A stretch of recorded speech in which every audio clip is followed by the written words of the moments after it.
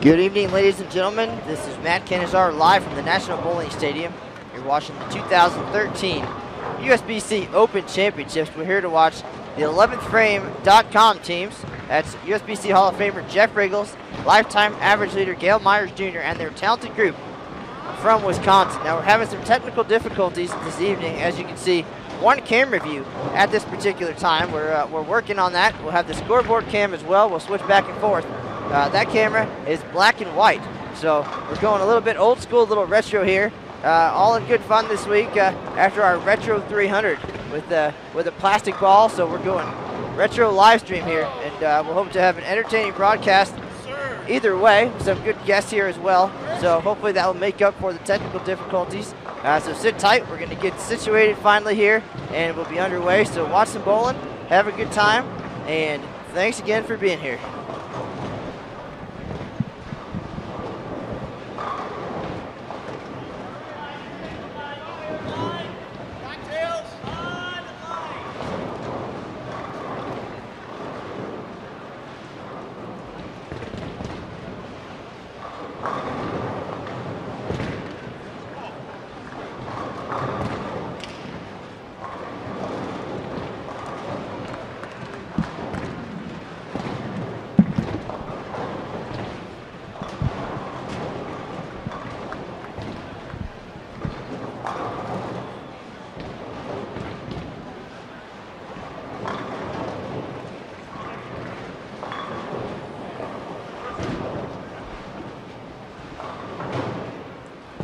Got Aaron Smith alongside me, Mike Flanagan as well. Jeff Richgels talking to us.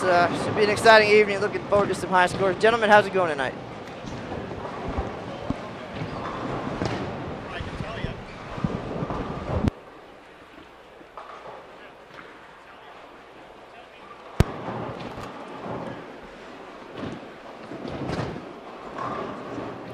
How are you guys doing this evening? Well, we were doing fine up until, I don't know, 20 minutes ago or so, and things started going bad here. But, well, to anybody that's just joining this broadcast, the live streaming aspect of online bowling happens to the best of us. All the time you have technical difficulties here and there. And the good news is we've got these guys in these beautiful jerseys with all these Eagles on live for you right now. And as they just begin the second frame here, sure, you know, we've got a black and white camera, but most of these guys are over 50 now. Mark McDowell, eligible for the senior tour, the PBA 50, so there's nothing wrong with that at all. And I just want to tell everybody at home, these guys have been working so hard getting this up and running with these few issues. And Lucas Wiseman has even been consulted and brought in for some help via telephone. So working very hard to get this taken care of here today, and I'm just happy to see these guys out here bowling. Mike, they've got some amazing guests here lined up for tonight. I bet you this live streaming stuff was way easier 10 or 15 years ago. Well, we certainly appreciate the kind words there, Mike. And yeah, technical difficulties indeed to start today, but here we are. We're live. We're ready. The 11thframe.com 1 and 2. I've been following these guys around today, and I was just back in the squad room, and they feel very relaxed today, they told me. They said all the hard work's already been done, all the practice sessions, bowling the Bowler's Journal, getting ready for this event. It's just time to have fun. And I believe with as much friction that is out on the lanes, these guys are going to be forced to move in deeper sooner than they expected. That's just a small prediction by me after hearing their game plan and how they're going to attack things. I know that tomorrow they are committed to throwing plastic down the middle of the lane during the singles and doubles event because there is so much friction. But it's a doubleheader, Aaron.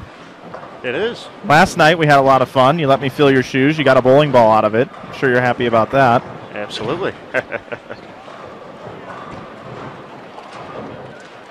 And now today, here we are. Probably the most anticipated webcast of the year. I'm sure it's up there. We got a lot of fans in the stands here all around us just watching. We can't see the bleachers from up here, but I'm sure there's quite a crowd behind us. So There is. You've got Dave Armstrong upstairs and many, many other folks. Jeff Richgels is actually here right now. Jeff, what are you seeing early on? A lot of skid up front and pretty sharp back ends. Very similar to the showcase lanes, and we'd heard so many people say, no, they're not going to be like the showcase lanes. And this, to me, is very, very, very close to what we practiced on this morning. I'm surprised. I'm not surprised by that. I'm surprised compared to what so many people said. And I got one ball wrong there. Geppert's throwing a challenge. Okay. What are most of the guys starting with, Jeff? There's the list. This is 100% accurate here? I believe so. We've got Champions, Disturbs, Rain of Powers, Invasions. It's kind of old school. 250K and an IQ Tour. That's what. No, that's the challenge. That's the one. All right. There you have it, guys. Jeff down here already talking to us. Second frame team event. Hey, Mike, can you ask him what kind of surface they're using out there? What are the surfaces that you guys are using? Everybody's 2000. Nothing. I know that there's nothing rougher than 2000. I don't think. That was the game plan anyway. If somebody did that, they snuck something in. I could use a little more surface, I think. I feel like I got to grab it just to make it move. But got to relax too. Adrenaline level is on full high.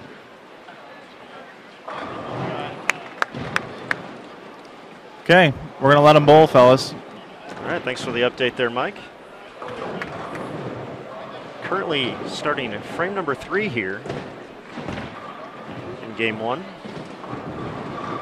Guys, Jeff Richgels has spent quite a bit of time in Reno so far this year during this event. They had the Hall of Fame festivities right across the street at the El Dorado. USBC Convention was here not too long ago, and Riggs was in the building watching some bowling, checking things out, came on a couple of broadcasts, watched some really good bowlers, got some ideas, and took those home to his team. But as we talk about often, everybody on this team kind of has a role, and it's real simple. Richgels does all the paperwork, gets everything in order, gets the jerseys made, makes it so the guys can just relax and show up and bowl. No problem there. He's the facilitator of the whole group.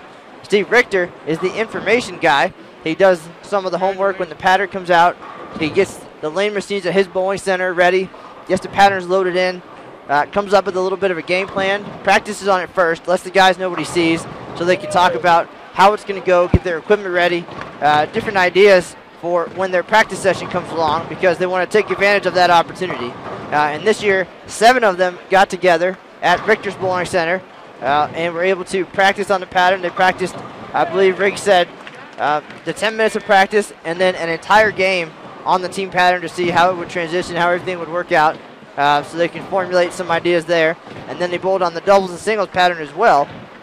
Did the 6 minutes of practice and then bowled as if it was competition day to simulate the environment as best they could, with 7 guys in team practice and 6 guys for doubles and singles, just to get an idea.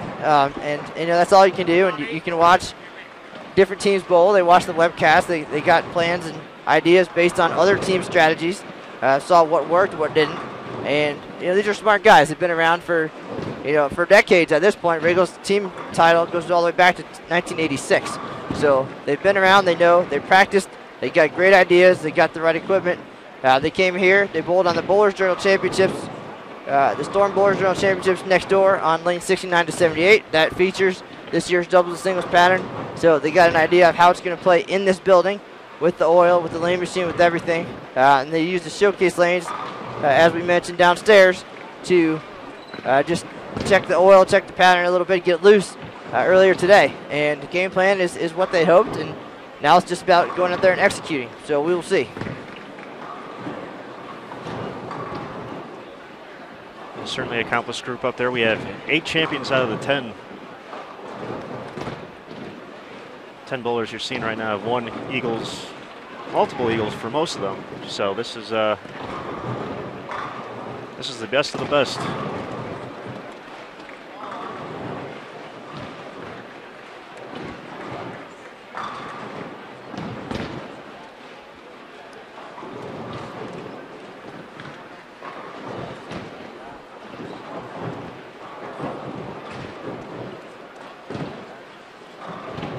All right, while we have this opportunity, let's take a look at our black and white scoreboard. And we'll take a look at these two teams after this shot from Gale Myers Jr. Gale is our lifetime average leader here at the Open Championships for a minimum of 20 years of participation. Goes high there, leads to 3, 6, 9, 10. So we'll take a look up top.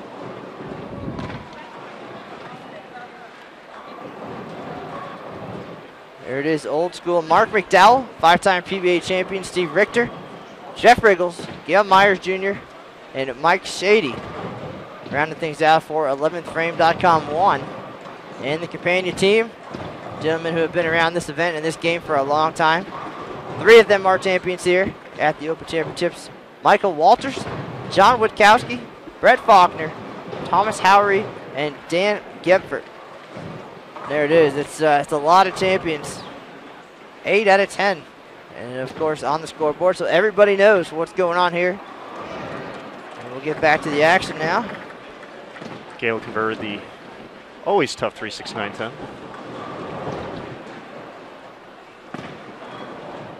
The guy stepping up on the lane right here, Mike Shady, was predicted in a blog by Richgels that Shady has a real chance of taking over the all events lead. It was predicted by Richgels that the way John Zerbinski matched up, he thinks Zerbinski could be in trouble. If there's one guy out of these 10, Shady is the guy, and he's looking for an opening triple here right now on lane 15 here at the National Bowling Stadium.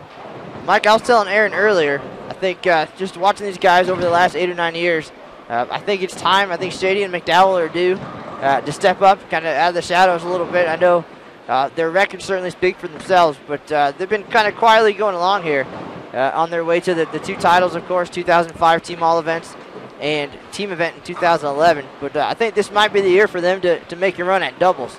So that was my prediction earlier, and we'll see what happens tomorrow afternoon as far as that. But Mike Shady, unbelievable run here, has never shot under 1900 at the Open Championships.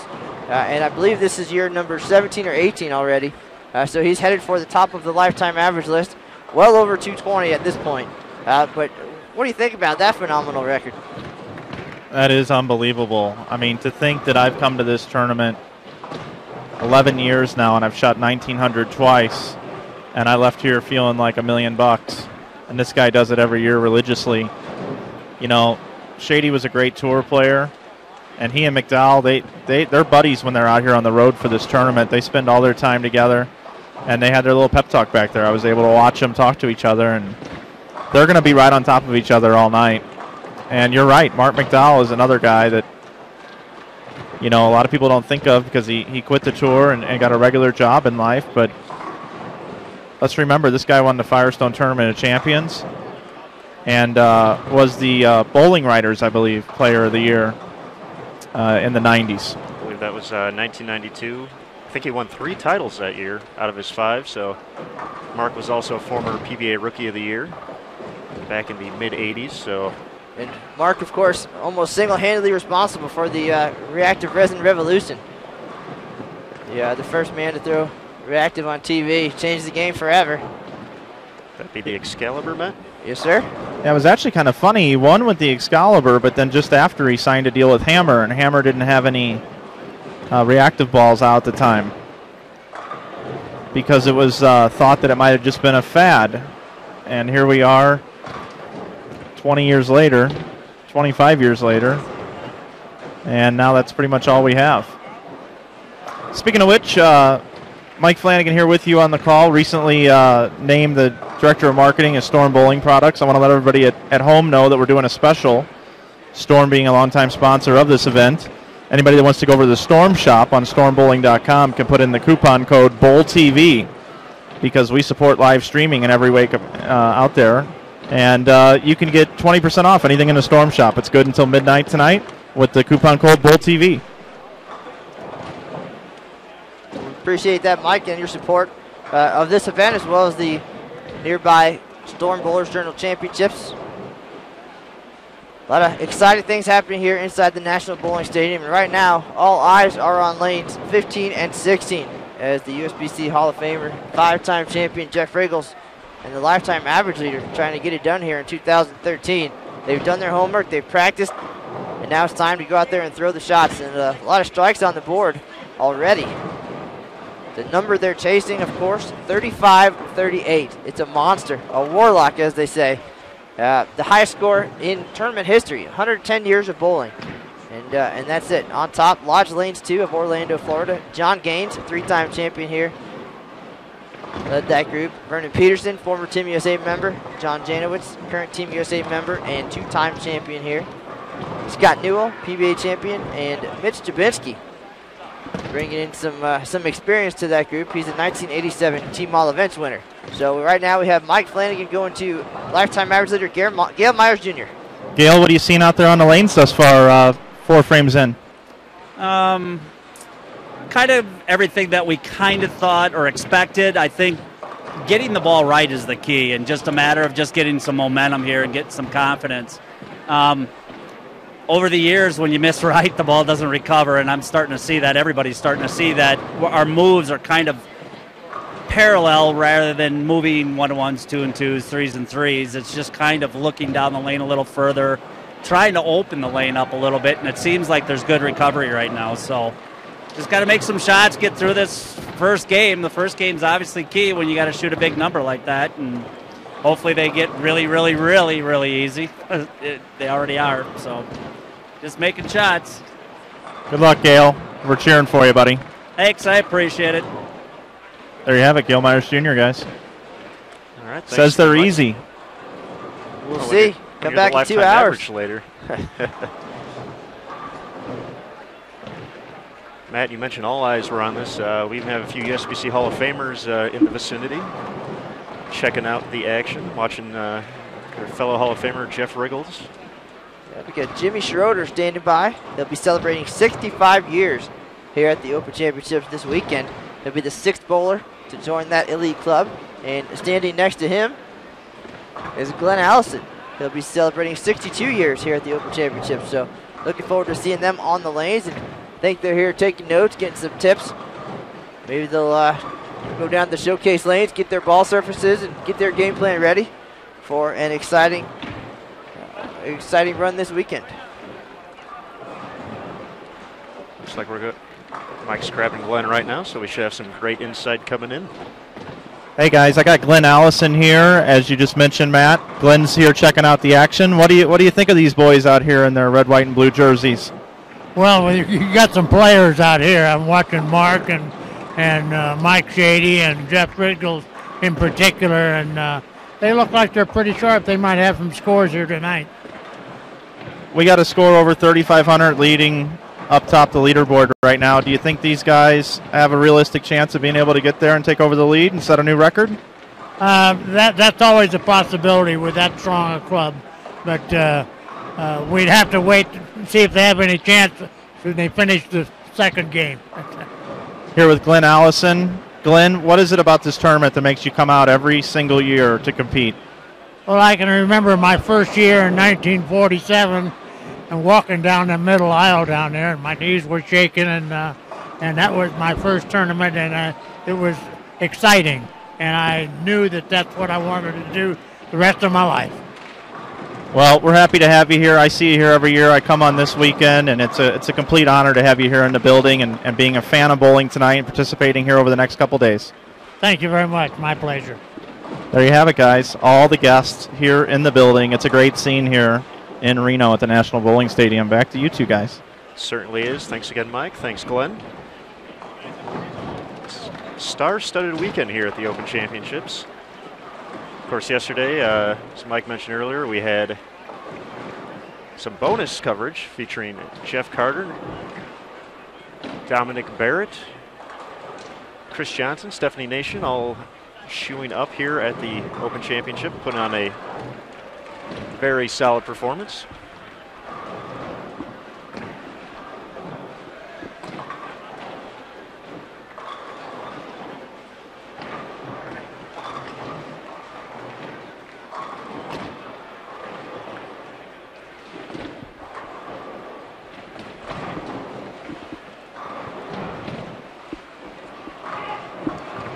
Great shot there by USBC Hall of Famer Jeff Richgels. He's got 4 out of 5 to start after a spare in the second frame.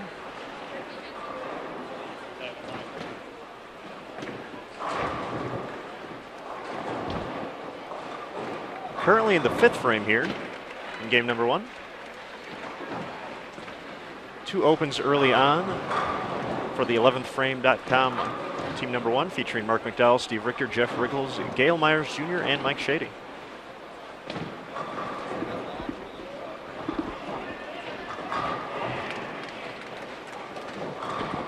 Hey guys, I'm up here in the bleachers actually now. I went up top and it's a packed house. And who do I find sitting here but Dave Armstrong? Dave, how you doing tonight? All right, how you doing? Doing good. You enjoying the action up here, watching the boys out here bowl? Yes, sure am. Dave, you take to the lanes here, what, in about 6 or 7 days, but you're out a whole week in advance. Why is it you come out so early, and why is this event so important to you? Yeah, we've been coming out early to bowl the extra stuff all the time, and been making good money in that. And then we, like the last 2 years, we've been watching rigs, and we learn from what they do and how they break them down and how they do the lanes. So, and the Eagle is the most coveted thing besides a PBA national title. That's what we're here for. That's what they're here for. Dave, good luck to you in a couple of days. Happy to see you out here. It's a great scene up here, boys. All right, thanks for checking in from the bleachers. Mike Flanagan getting all over the National Bowling Stadium today. Mike, I think you're going to need a pedometer after all this. I think you're right about that. I'm just trying to do my best Matt Meal impersonation. Matt McNeil, I should say. I was walking down the steps. Yeah, we had Matt check in with us yesterday. During the last game, we had a few front 7, front 8, front 9s, and Matt was on the wireless mic making his trek around the National Bowling Stadium, keeping everyone updated on a few folks made their run at perfection. Unfortunately, no one made it all the way there, but we've had 18 so far this year. And who knows? May see number 19, 20, 21 tonight. Who knows?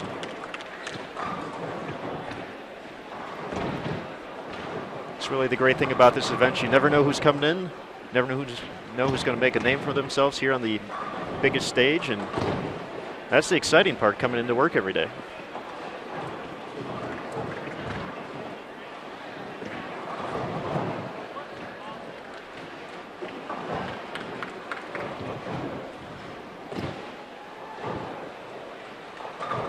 As I look at the scoreboard here, McDowell has 2 strikes through 6. Richter the same. He's actually through 5. He's up in the 6th. 4 out of 5 for Richgels. 4 out of 5 for Myers Jr. And 4 out of 5 for Shady. Very interesting. Richter is the, if you were to say one of the players has a little bit of a different style compared to the rest, Richter is their highest rev rate player. No surprise that on the fresh, having to go a little bit straighter, that he's not going to bowl possibly as well out of the gate, but finish stronger traditionally in years past. But Steve gets one going right there. He's throwing the rotogrip disturbed. He actually told Richgels that he felt like Richgels may have been at a little bit of a disadvantage by not being able to have a disturbed in his hands, because Richgels is strictly storm. But Riggs obviously is proving that wrong with 4 out of 5, and he's got a great look with the ball he does have in his hand, which I believe is the IQ Tour. Now that's an unfortunate break right there. Looked like he got, didn't like that one, possibly distracted by something. I'm not sure about that. Definitely didn't finish that one at the line the way we're used to seeing, so. Still not a bad shot though, that could have gone. Certainly a good enough shot that it shouldn't have left the 5 and the 7. But you know what? I believe Jeff was going to pick this. It's the old 3 and 2 left.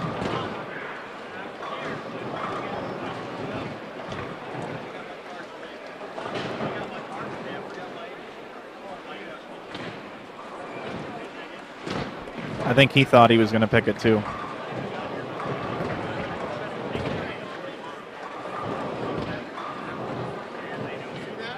Yeah, we saw it.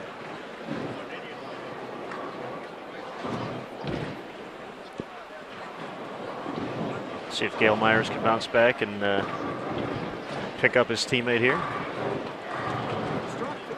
Gail struck 4 out of 5 times so far here.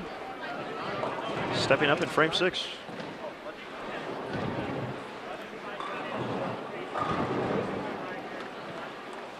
Gale's starting to get the mean look on his face. That's when he's got it going on. Gale's throwing an invasion. It's a little old school. Yeah, it's got a few years on the market there. So I was actually back there with them when they were getting their photos taken, and there's one of the old Storm pictures from the Open Championships from several years ago, where all the guys were touching invasions because you put your hand on the bowling ball, and Gale was trying to pull the invasions out of the picture and turn them into real life. True story. It really happened about 20 minutes ago. Now, Mike, I know you're here as well for your website, InsideBowling.com, and doing a little documentary on these guys and been following them around. Just tell us a little bit about the fun you've had with these guys so far up to this point. Well, it was funny. I emailed Jeff, about 6 months ago about this idea. I wanted to follow him around with a video camera, and it's not going to be anything elaborate. I have limited video skills. But as Jeff turns around and says to me, 90 clean is out the window. But basically, I'm just following him around a little bit and putting together a little, probably 3 or 4 minute video that I'll put together later in the month. Just following these guys around, a little behind the scenes. I know that Matt Lawson has interest in putting together a full feature following them around maybe in a future year. But I believe there was a scheduling conflict this year that he couldn't do it. But I believe that may happen in years to come, and I look forward to seeing what he may be able to put together. But for now, it'll just be a little bit of fun. I helped these guys get these jerseys from High Five Gear, and I got to thank Todd Molbeck for being able to turn these shirts around. And they are our new official partner with InsideBowling.com, High Five jerseys. And last night we saw Team High Five shoot 33-50, led by Eddie Bird and Chris Johnson. And you can go back and watch that archived YouTube broadcast right on the Bowl TV channel after this webcast, if you like. That's right. You can take them both in. And those guys are going to be bowling singles and doubles here tonight. And they're over bowling the Storm Bowlers Journal right now. So there are so many celebrities here. It's almost like a pro tournament tonight. Kind of feels that way. It has the vibe with the crowd, all the folks in the stands, and here on the aisle between the stadium seating and the VIP section here, where we're located behind lanes 15 and 16. Doesn't get much better than this. Mr. Catanzaro has been working diligently tonight, working behind the scenes, not to go unnoticed. He's working very hard at this webcast tonight. And we thank Matt for all the work he does throughout the year. This guy, he doesn't have to broadcast these things. A few years ago, he did it because he wanted to bring the tournament to everyone at home, and it's just expanded and exploded, and the amount of coverage now is incredible. And as a fan of bowling who sits at home in St. Louis right now, I love tuning into these broadcasts and playing in the chat, just like everybody is tonight, although about half of the chatters are here in the building tonight. Well, we appreciate that, Mike, and thanks for being here tonight, trying to keep us calm during this technical fiasco. But if we didn't mention it, maybe nobody home would even notice. Things seem pretty smooth. That's usually how it goes, and it's pretty spectacular. And they're watching bowling. 700 people watching bowling right now. So I will say that whenever you're experiencing a problem on the job, we always talk about it entirely too much. Us, you guys, it doesn't matter because it's really not as big of a problem, but we just take this so serious and we don't want to let anybody down, and that's why we do it. But every time I watch it back, tonight we got these guys streaming across the country. Everybody can watch them bowl, and that's all that matters. Truer words have never been spoken. Well, as we get settled in here, I want to thank everybody who's just joining us. This is Matt Cannizzaro, Aaron Smith, and Mike Flanagan, live from the National Bowling Stadium. The 2013 USBC Open Championships. Lifetime average leader Gale Miles Jr. up on the left lane right now for a 4-bagger. So he is locked in, trying to keep a hold on that top spot on the average list, and of course, help his team to another eagle or 2 or 3. So a lot of strikes on the board already. And after this shot from Mike Shady, we'll take a look at the scoreboard. We'll do that periodically throughout the evening to keep you guys in touch with what's happening. If you're curious about this lane, shot by shot, or any other pair in the house, you can go to xbowling.com and choose the Open Championships, of course, and just pick a lane, and you'll be able to see frame by frame of what's going on here at the National Bowling Stadium, and you can do that on your iPhone or Android device as well. It's a free app. Just download that at the App Store. X Bowling Tournament Edition, and you can find live scoring from the Open and Women's Championships. Hey, you guys, Mike Shady here, just missed by about 3 boards inside a target, and this is a living life right moment right here. Mike Shady, tremendous character, carries himself very well. He's a Christian man, goes right through the face for the 4-bagger, or otherwise known as the ham bone. The ham bone. Yeah, I didn't see a 610 up there at all, so.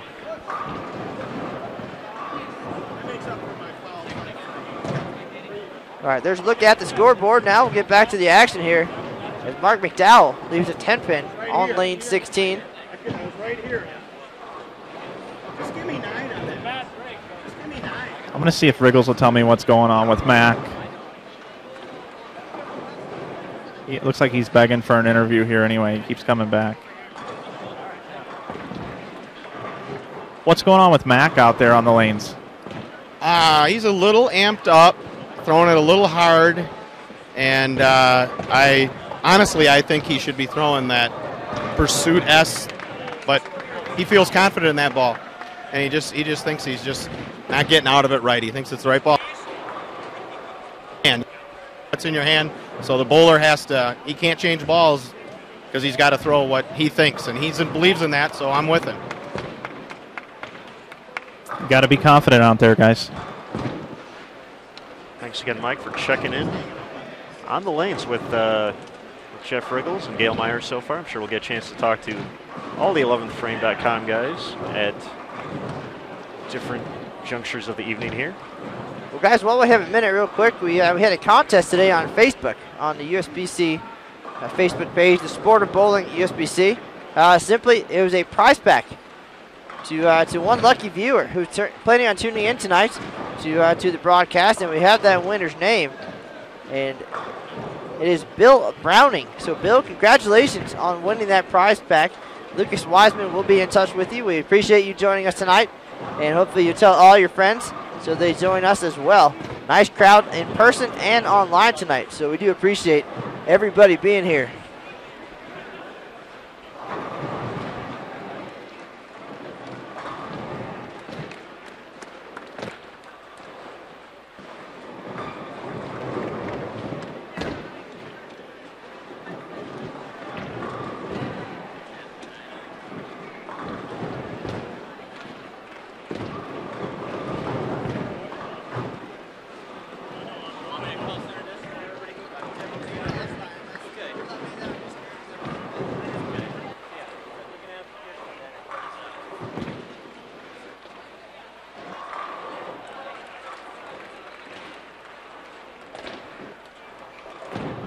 Nice shot by Faulkner there on lane 15. We haven't talked too much about the 11thframe.com 2 team here, but certainly an accomplished group.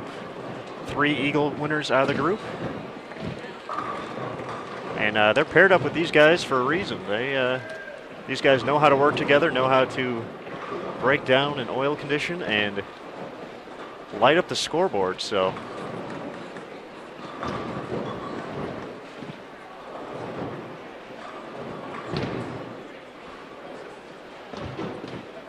yeah, 22 strikes through 7.5 frames for the 11thframe.com 2 team.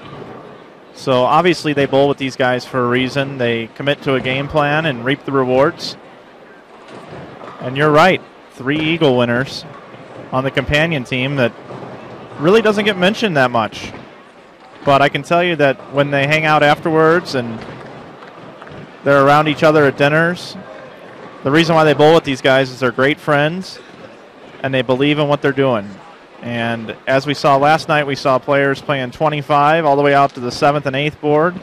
We saw a 33-50 last night. But tonight you're going to see 10 guys attacking the lanes. Very, very similar. Similar parts of the lane, and they buy into it every year, and that's why we heard from Dave Armstrong a little while ago. They come out and they study this. They study these guys' game plan, and they evaluate. They make their changes, and that's why all eyes are on these guys, and that's why there's 750 people watching right now.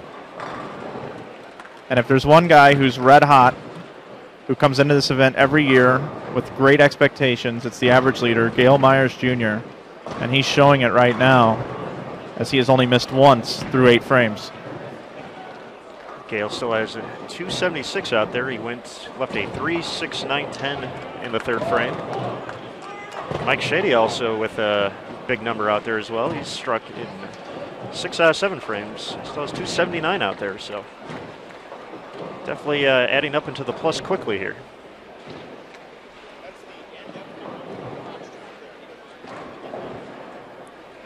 Gale's mark on the lifetime average list, 217.07. Yeah, oh, what a messenger. That's how you take advantage of a break right there. Richgels praising his teammate after that one. Wish everyone could have caught that. That was quite a sight. Hey, Jeff. Oh. What'd you think of the messenger there? Shady. What else can you say? What else can you say? That's Mike Shady. That's why he's never been under 1900. He's got. Oh, Ebonite. Okay. Mike Shady says it's because of Ebonite, says the director of marketing for Storm. Matt Canizaro gives a vigorous thumbs up to that comment. Well, while I have my tie on, I can't play favorites, of course. I'm a fan of any ball that strikes. Looks like Mark made that ball change there, possibly.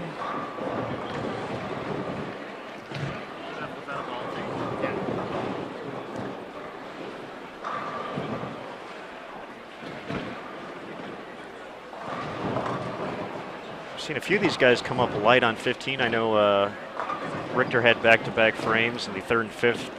One was a washout, another one was a 2-pin. We've seen McDowell come up light on this left lane once or twice as well. Richgels said that McDowell did go to the Pursuit S, and he just feels that Mark's a little amped up right now. But I remember watching this last year, and McDowell, as the night went on, the lanes came to him. So when you've got the 3 guys on the bottom stringing strikes, and your leadoff bowler is just marking away for a while, no pun intended. You know, McDowell is very capable of going 500 the last 2 as these guys continue to break down this oil pattern. Well, of course, as you guys know, it's a team event, and that's why these guys are here. And, you know, it's all about the team effort. They're obviously communicating between shots right now. Gale Myers and Steve Richter talking through it right now.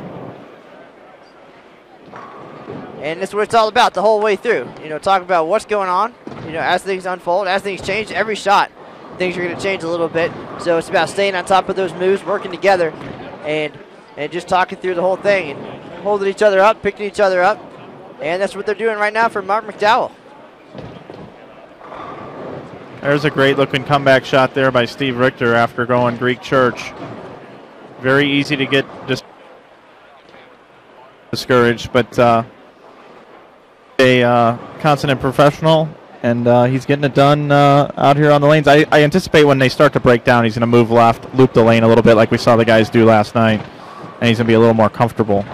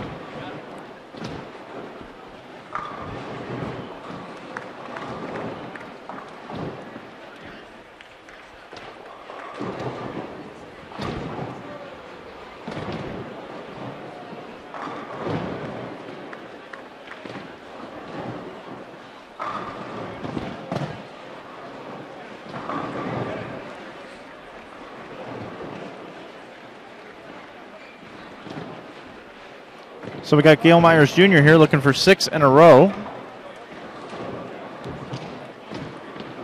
Looks pretty good. He rolled it right where he wanted to. He's playing right where Stephanie Nation was playing last night. Seeing a little different traffic, of course, but right around that same area. My phone's starting to blow up with people that are watching.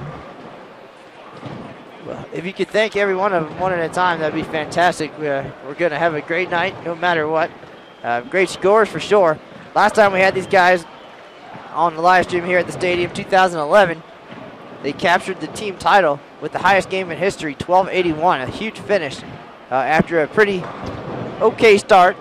Better than they had the year before, but certainly something to build on, and they certainly did it. And as Richgels keeps on saying, if it's possible on paper, it's possible on the scoreboard, and they certainly did it.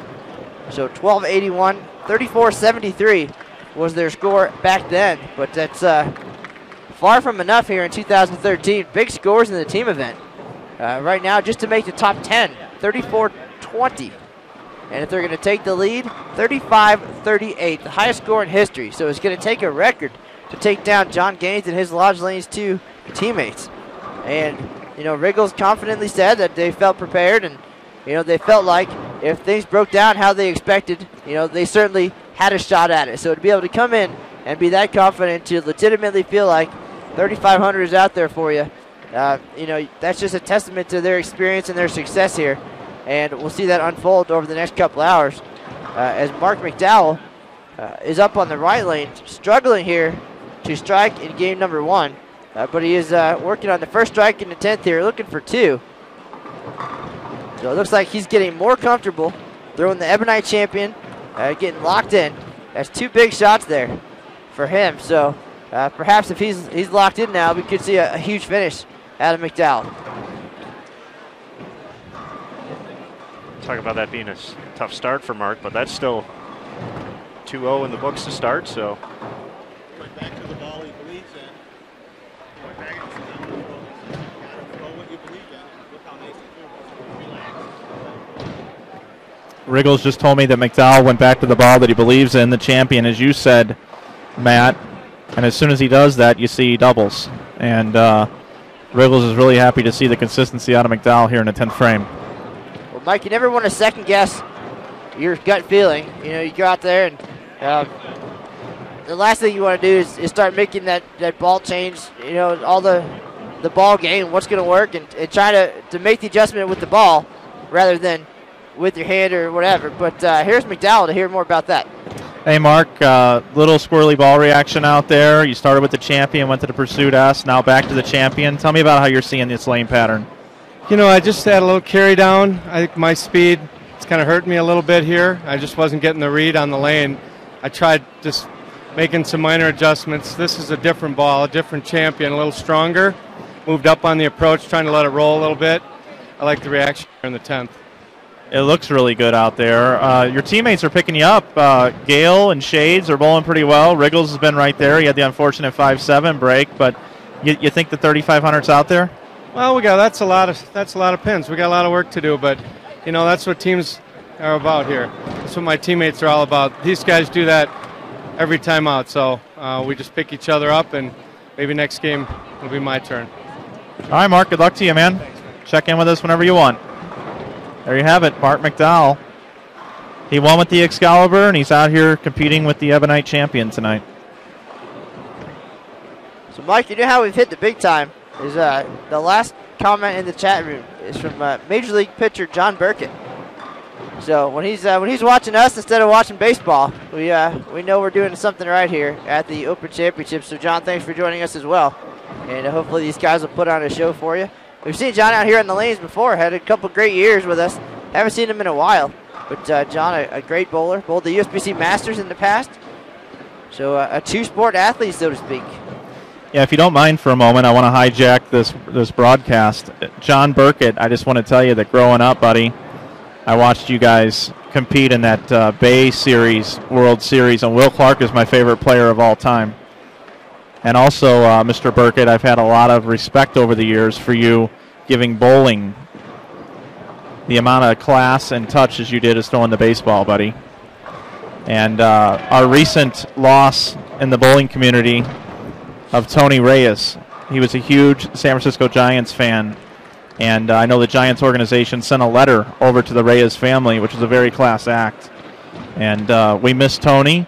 And I think it's unbelievable to have somebody like John Burkett in the chat here tonight. Welcome, John. And I was a huge fan of yours when you were competing at the highest level in Major League Baseball.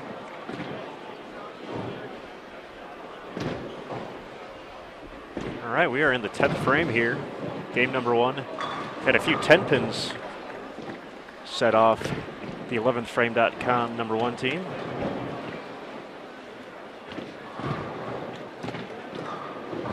As Jeff covers that up. I was going to say, stepping up with Richgels, Myers, and Shady, they still had 1,100 out there exactly with 9 more strikes. I'm afraid that's gone for this game, but still a definite opportunity to finish up with a solid start here and move on their way towards that 35-38 number. Looks like Jeff's making a ball change here.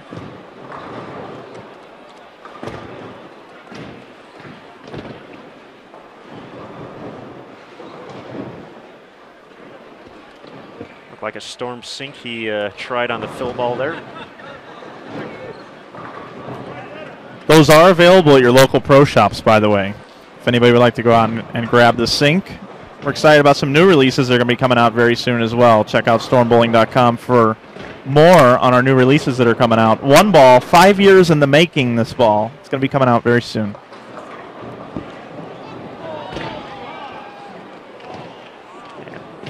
That was a 5-pin.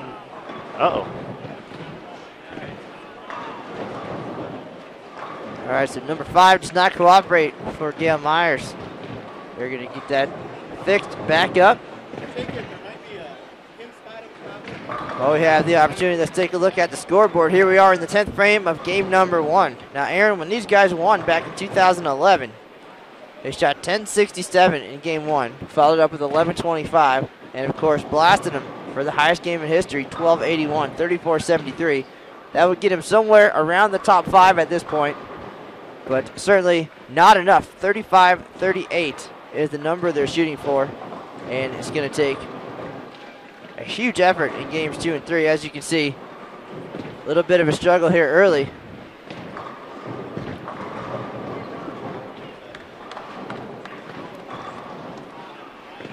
In game number 1, 202 for McDowell, 170 for Steve Richter, and 204 for Richgels after a fantastic start for the Hall of Famer. So we'll get back to the action here now. Gail Myers picked up the 5-pin. Hey guys, I'm over here with the Eagle Dusters.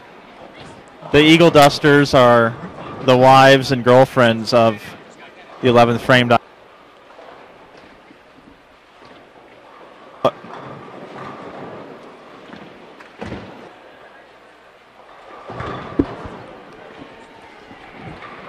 All right, Aaron's gonna run and get you a couple batteries, Mike. And for now, we'll have you hop on the headset. We'll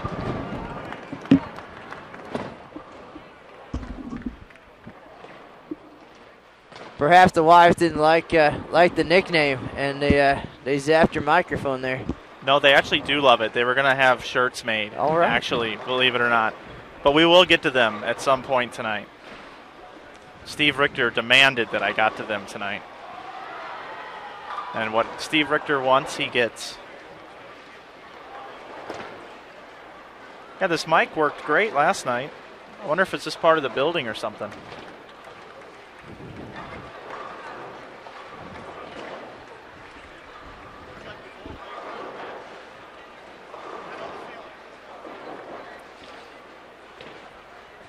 So 202 for McDowell, 170 for Steve Richter, 204 for Richgels, 244 for Gail Myers Jr. Mike Shady with 258 left.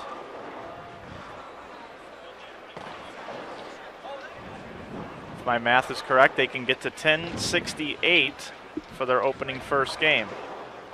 And that's not a way to do it there, as we see the 2-8-10 left by Shady. Michael Walters led off with 197 for the 11thframe.com 2 team. You know, Mike, this other team, 11thframe.com 2, they don't get talked about too much, but without their cooperation and the team strategy, certainly the success that Richgels and the guys have had would not be possible, and they know that. They know it's a 10-person effort, 2 teams working together as one, to a point where they talked about getting 5 extra Eagles, purchasing 5 Eagles in 2011 to give to the other guys for being part of the effort. But of course, it doesn't work that way. But the thought certainly very important, and I'm sure they appreciate that as well. But everybody, part of this effort for sure. 11thframe.com 2, I believe, is going to beat 11thframe.com 1. As Witkowski shoots 231, Faulkner 231, Howery 214. Walters, as I said earlier, led off with 197. And Dan here's got 211 left.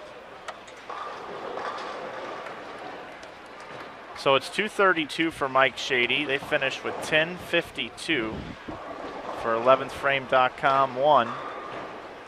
11thframe.com 2 is already at 1054 with this to clean up and a fill ball to go. Not too many years that we've seen that.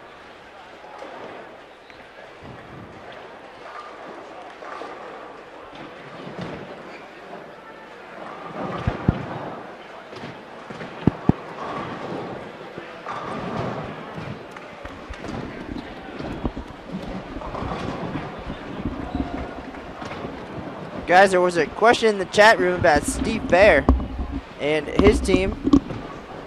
If they're bowling tonight, or they already bowled earlier today, actually. Steve and Jeff Fair on the same team now. Of course, Steve, USBC Hall of Famer, led his team to the team title in 2006 and team all events right here in 2007. But those guys bowled this afternoon. They shot 32-17. And Jeff Fair with 705.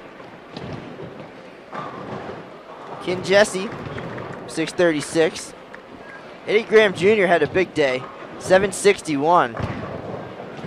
Ken Abner struggled early, finished with 572.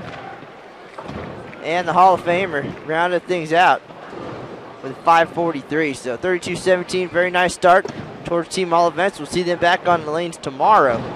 I'm sure they're here watching somewhere, as these 11thframe.com guys always put on a good show. But game number 1 in the books. Team 1, 1052. Team 2, 1072. Take a quick look up top before we head into game number 2.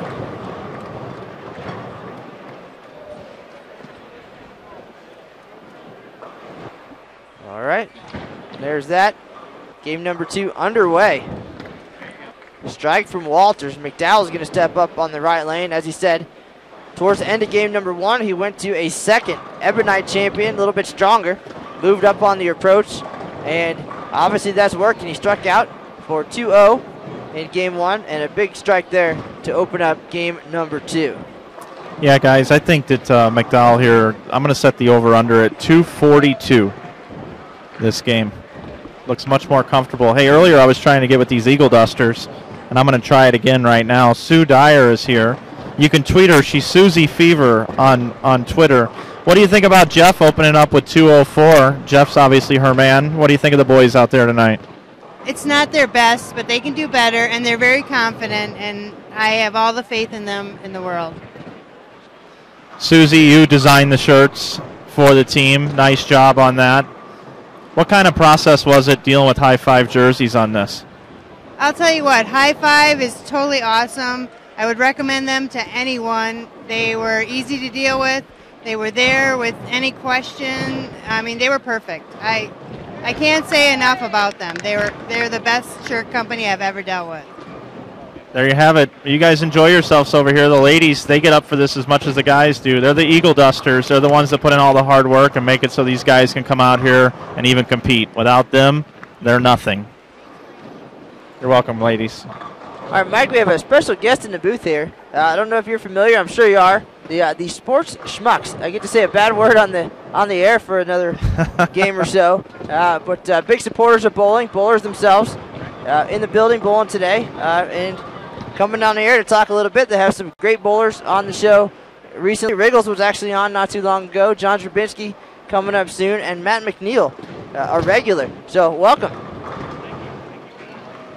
Thanks, Matt. I appreciate it. This is an honor for us. We actually bowled the team event at 3 o'clock.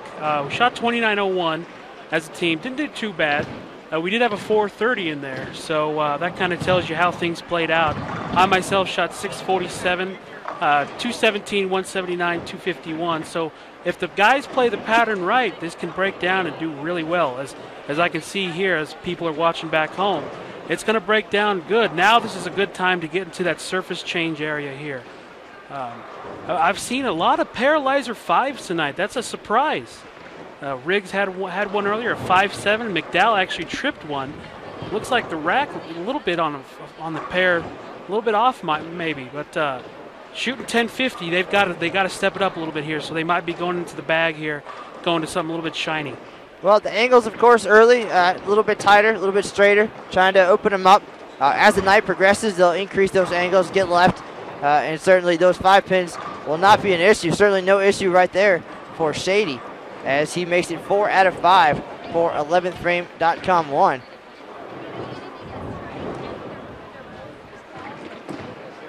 We had a pretty good look.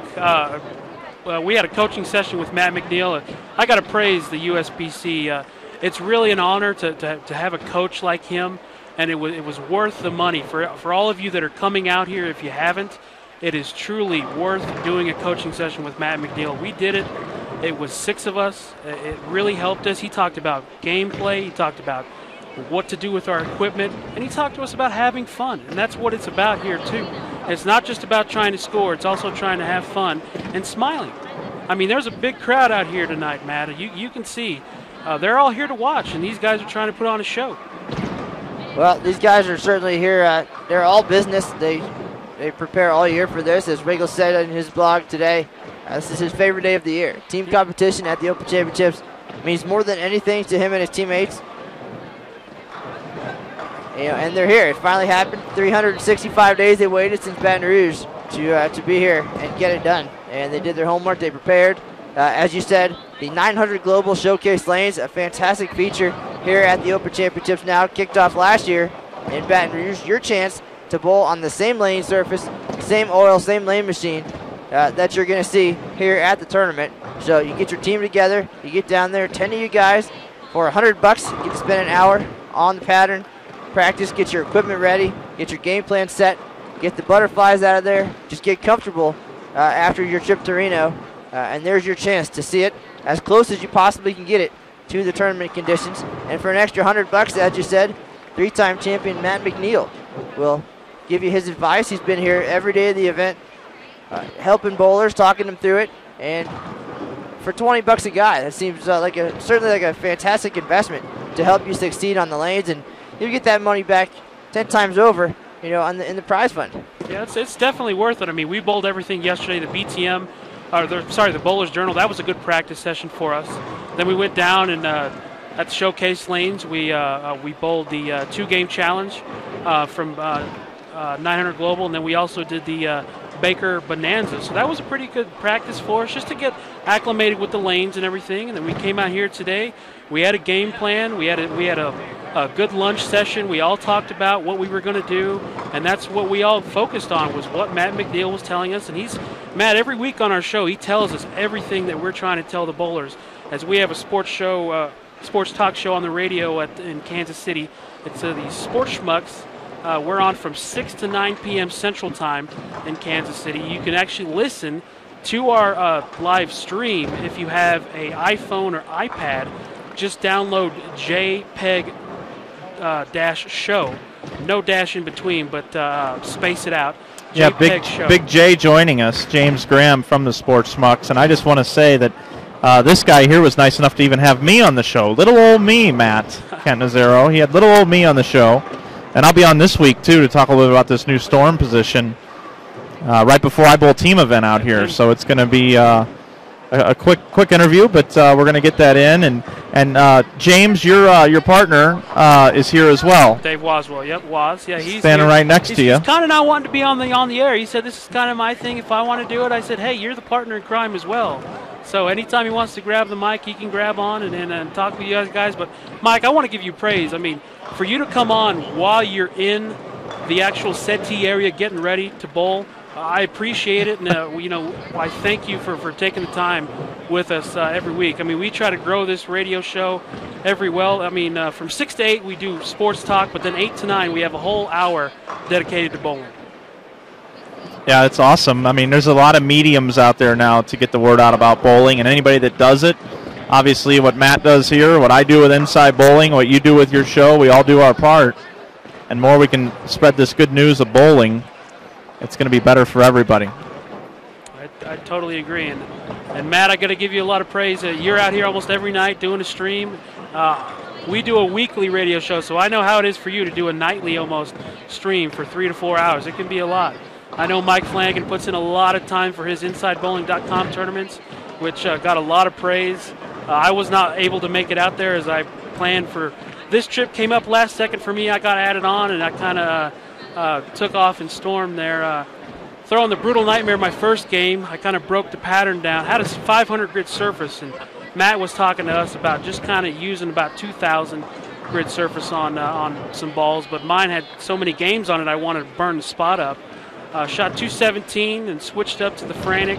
Had a good look, couldn't get some carry early, but I got to say, my girlfriend Chelsea, listening back home, that was a great Christmas present, the Frantic, which I still use all the time. I mean, it's a 2-year-old ball, and I usually don't do that with equipment. I give it about 6 months, and then I either surface change it or get something else. But, I mean, here, 2,000 to 1,000 is really good for these lanes out here. We really saw it break down, and we saw a lot of good hold area.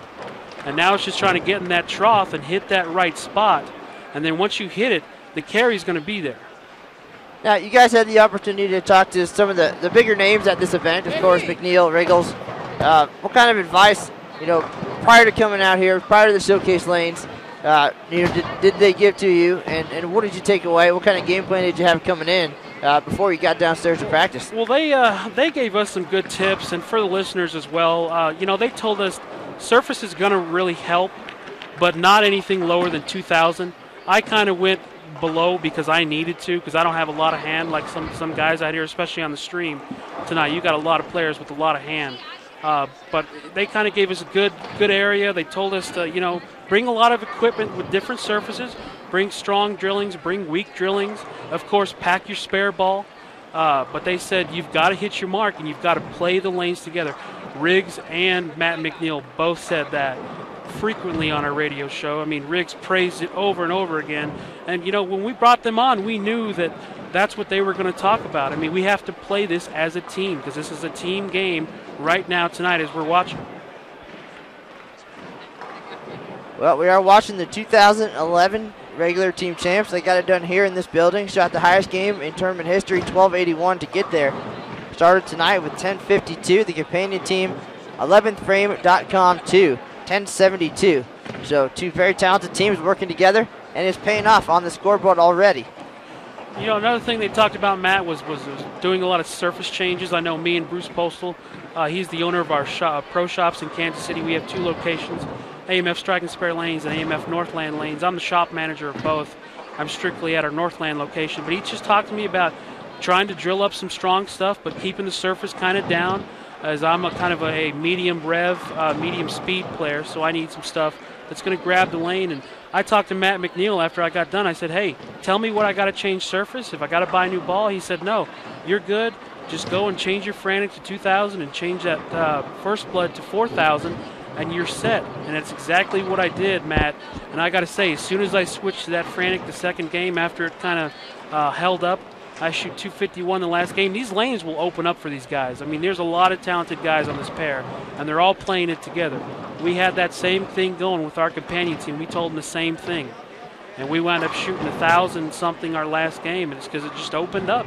These shots will open up if you hit your mark, and that's the biggest thing. There's some hold area in the middle, of course, but there's a lot of trough area. If you miss right, if you've created some area, it's going to come back and hit the pocket nicely. Hey, guys, how about Steve Richter? Big double there. Higher rev rate, gets it done. He's throwing the ball really well right now. Looks a lot more comfortable on the lanes. Richgels switches to a sink. Comes in a little light there. I'm sure Richgels' ball reaction right now is not quite what he wants. He's playing it safe. He's still burning up the pattern. Probably needs a little more angle down lane. But, you know, as soon as you get that, you can go right through the face or leave a split. So we'll let these guys do their thing. Just sitting up top again, guys. Looking at a good view here from the National Bowling Stadium up in the big seats. I heard it's pretty full up there, Mike. That's pretty good. I mean, that's really good for these people to watch. These two great teams putting on a show. I mean, Jeff Richgels, you see a lot of them running out on the pair almost. It's entertaining. It really is.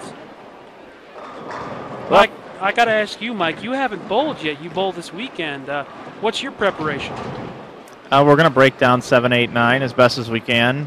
Some of the higher rev rate players are going to migrate left sooner than the other guys, and I was very happy to see, and some of the other guys that hooked the ball on our teams, see what Jeff Carter and company last night were able to do, being able to play the middle of the lane. Eddie Bird's actually hanging around down here tonight as they're going to bowl their singles and doubles after this. Eddie Bird 740, playing about 20 to 25 range at the arrows throughout the course of the night. So you can get some scores on this pattern in team event from multiple angles. Well, we see some great scores, of course. 35-38, the number on top. These guys have a lot of work to do if they're going to get there. 34-20 will get them in the top 10. But more than anything, they've been here enough. They know there's a marathon as well. This is our 3-game sprint for the team event. But the marathon of team all events, they won it in 2005. And they are kind of in the back of their minds focused on that as well, with every shot, of course. The goal to get every pin you can no matter what. Miscues like that, of course, are going to hurt immensely along the way, especially with such a high-scoring event here. Gail Myers going to have to shake off that 4-pin and get back on track. Yeah, Matt, you really can't have a lot of opens if you're trying to break the record right now. I know that was set back a few months ago. I know these guys are probably thinking about it a little bit. But they had a good run that first game. Gail Myers and Mike Shady both having, I think, was it 6 in a row, 5 in a row going into the 10th. And, you know, once this pattern opens up, you're going to see the carry come through. I haven't seen many ball changes yet from these guys. I see a lot of them moving in, though. Well, and that's the plan. Break him down to the outside and creep left as the night progresses. But at this point, 10:52 in game one.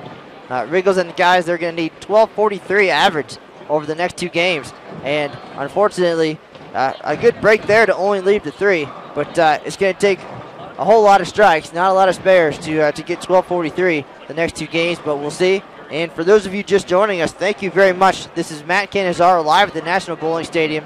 2013 Open Championships, joined by Inside Bowling's Mike Flanagan and James Graham, Big J, from the Sports Schmucks radio show. Big fans of bowling, of course. Everybody working hard to help promote the event and the sport, and we appreciate everybody's efforts. And you know, again, a lot of folks on hand here tonight. Industry folks, great bowlers coming up on the 10:30 squad tonight. Bowled last night, and some Hall of Famers as well. Glenn Allison, Jimmy Schroeder, hanging out in the building. So it's a full house, packed house. The bleachers behind us, all the way up to the 5th floor, filled with bowlers looking for entertainment, looking for some ideas and tips on how a game plan comes together. And right now we're watching Steve Richter trying to carry his team. He started this game with an open, and now working on a double, looking for 3 in a row. That one's further inside a target. Letting the ball do the work. That looks like a disturbed out there, and that looks like a pretty good surface on that ball. Hit him thin and watch him spin. And Matt, you talk about the celebrities. We've seen Wayne Garber, his son's bowling. Dave Traber, I saw, who's here today as well. So you got a lot of bowling celebrities in here trying to watch and see these guys. This is entertaining stuff. It really is. Well, as I said yesterday, with all the celebrities and knowledge in the building here, I was just going to set this thing up and kind of leave a sign, have an open mic night, because there's a lot of folks who can offer, you know, all kinds of information, knowledge, experience to this broadcast and talk about what we're seeing here. There's a great shot from Richgels as he's back on track, started the game with a double and then a spare. We'll take a look at the scoreboard after this frame is over. But again, 10:52 start. It's going to take 12:43 the rest of the way to get on top. Otherwise, we're looking for a decent prize check and a head start towards team all events. And these guys will be back on the lanes tomorrow at 11 a.m.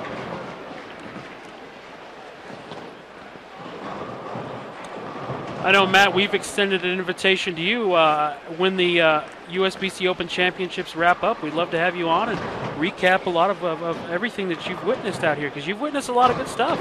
Well, we've been here since March 1st, and again, a lot of great bowlers already through, many still to come. Memorable moments, of course, for sure. The team record, a day that I personally will never forget. Just watching John Janowitz deliver 3 strikes in the 10th frame unknowingly. He's just out there to get every pin he can, and it was for the record. And awesome experience, and after 9 years, tons of moments like that, but not too many as good. And we'll have that to talk about, of course. And right now, John Zerbinski leading 2 events here, Team USA Trials champion in January, now leading singles and all events here in 2013. I talk to him regularly, talk to John Gaines regularly as other folks come through. I know this team in particular, this 11thframe.com, one that Gaines was particularly nervous about. Of course, just their experience on the lanes. Richgels with 5 titles. These guys took it home in 2011. So looking forward to a lot of great moments the rest of the way, and appreciate the opportunity to tell the world about it on your show. Yeah, and we have John Zerbinski on this Sunday with us from 8 p.m. Central to 8:30 Central Time. Once again, you can download our iPad or iPhone app, JPEG space show, and listen live to our stream anywhere in the world.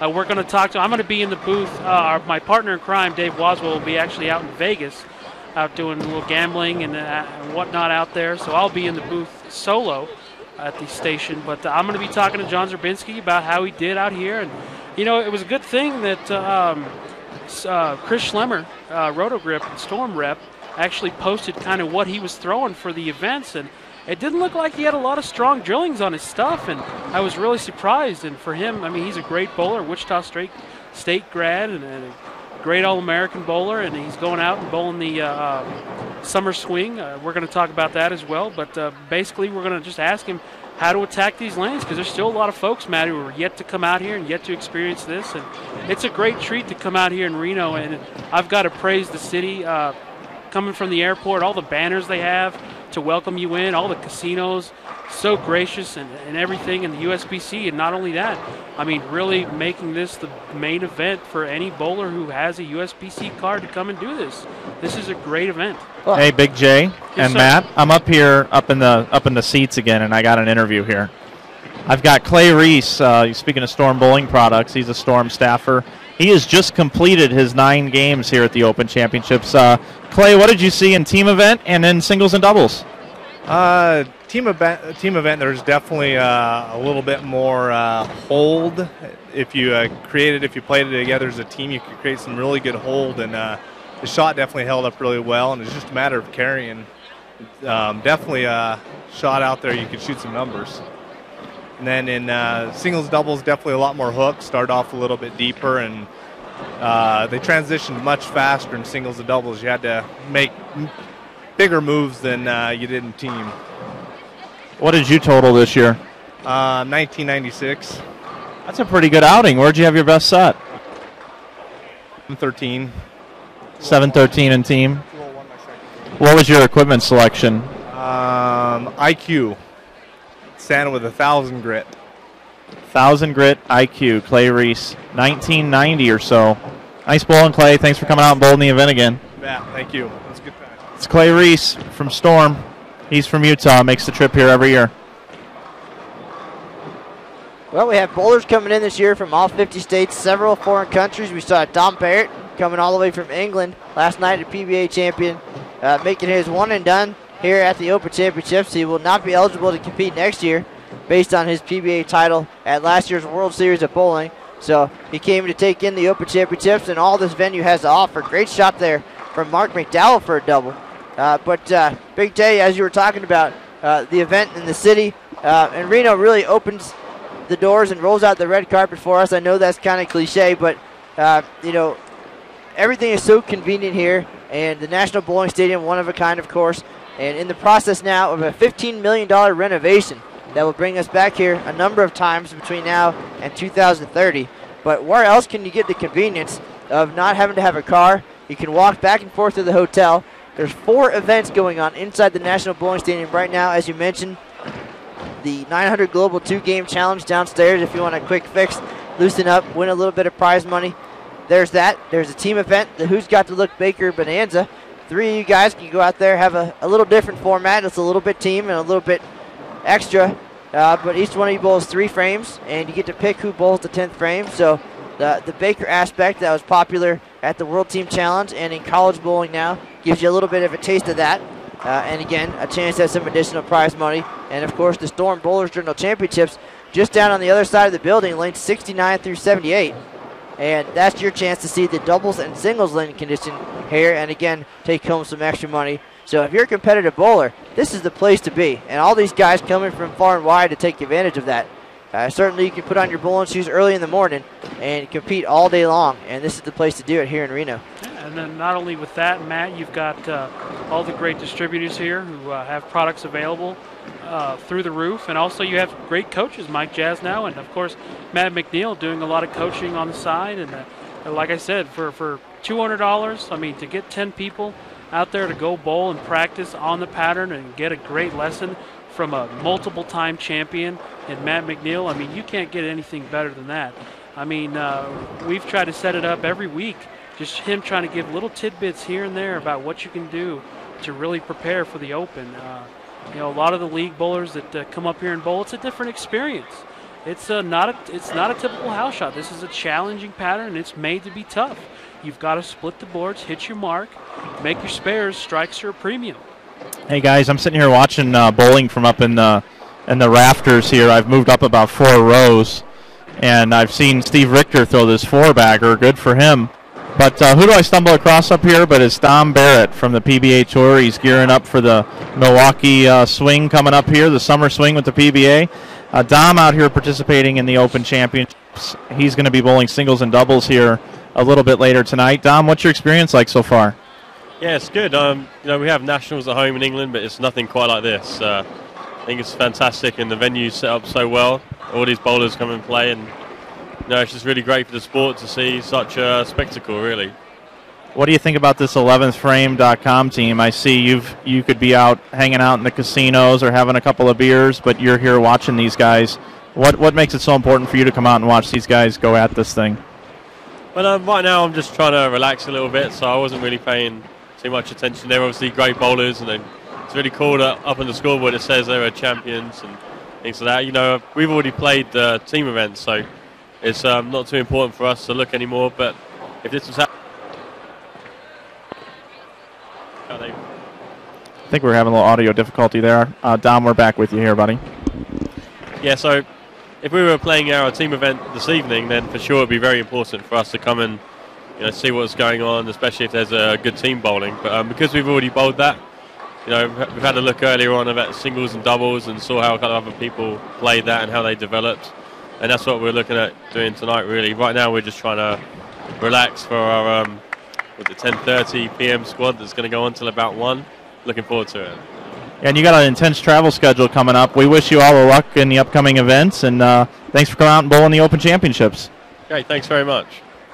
It's Dom Barrett from England here hanging out, getting ready to bowl tonight, guys. I talked to him last night as he was passing through the casinos, Mike, and I just congratulate him. He's a real nice, humble gentleman from the across the pond. That's where my grandmother's from there in England, and I just got to give him praise to come out here and bowl this and sing and soak this in. And first time experience. I mean, hey, you got to do it if you haven't come out here and bowled the Open Championships. It's really a thrill. It's a great event, and it's hosted yearly by the USBC, and they do a fine job every year.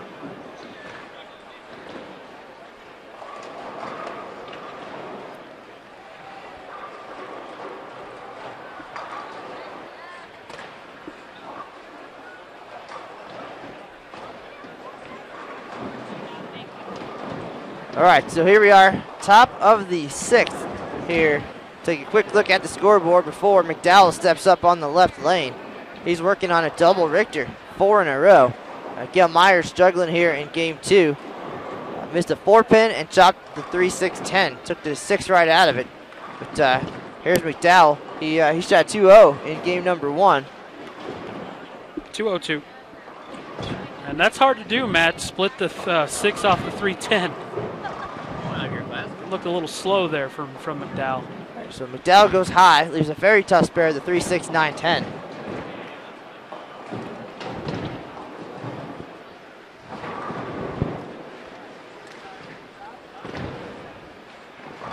I know, Mike, you're doing a little documentary for Jeff Richgels and the team. How's that going? Oh, it's going along here. Just getting a few, glimpses of the action here and there. I'm going to put together a, 3 to 5 minute video, a little behind the scenes, give you a chance to see these guys. They put a lot of effort into this, and they are celebrities out here. As the upstairs, it's really packed, I'll tell you. So many guys up there. I had Jeff Carter up there. I had all kinds of interviews I could have done, and I just kind of picked a few people here and there. But maybe we'll get up there during the third game. But, yeah, we're just going to throw it together and get a chance to see how these guys go about this, coming out here competing in these Open Championships. Well, it looks like we're starting to get a little bit of something here, whether it's transition or bad shots like we talked about last night, Mike. There's a fine line between the lanes are changing and just making a bad shot. And sometimes folks are too quick to jump to a ball change maybe or to make a move when really it's just a lack of focus or just a bad effort. On that particular shot, but we'll see what happens to Richter here after we just saw McDowell lead to 3-6-9-10, and on the right lane, Faulkner with the big 4. So perhaps it's time for that move, but Mike, as a right-hander, what are you seeing right now, and what do you think's what the move is? Boy, I like what Richter has now, and last night at the end of the second game, Stephanie Nation and Tom Adcock struggled when the lane started to open up, and then the guys that really strapped on the ball were able to strike a lot towards the end of the night. Richter is the highest rev rate. He has 5 in a row. So that tells me maybe Richgels needs to go to a ball that's a little more skid flippy so he can open up the lane, take a step left, and start to create a little more angle down lane, Mike, create a little area for himself. That's exactly what I was just going to say. I mean, I opened it up, switching to my Frantic the second game, had that skid flip look.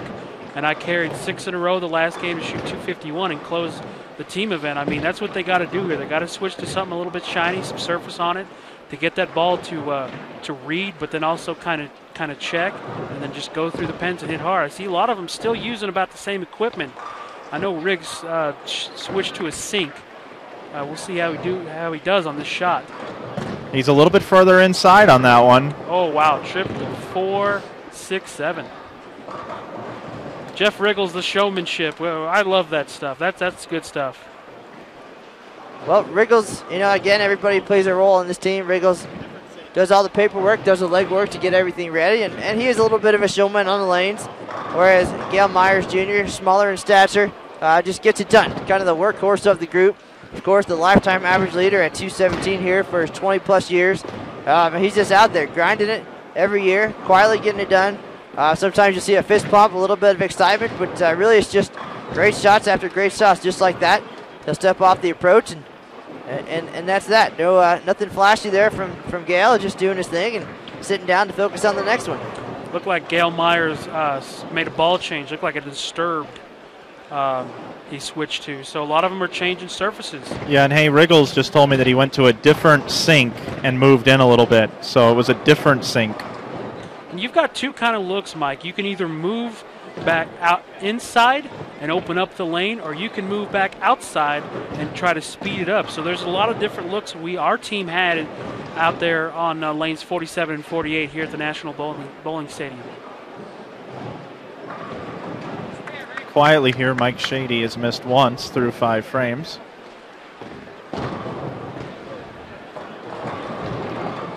And we'll make that twice now, as it looks like that was his attempt to open up the lane, it looked like. And that ball just looks like it's cutting through just a little too much. Looks like a champion. That's what he's throwing out there. I would ball down if I were him, move just a little left, and let that ball face the pocket a little bit more.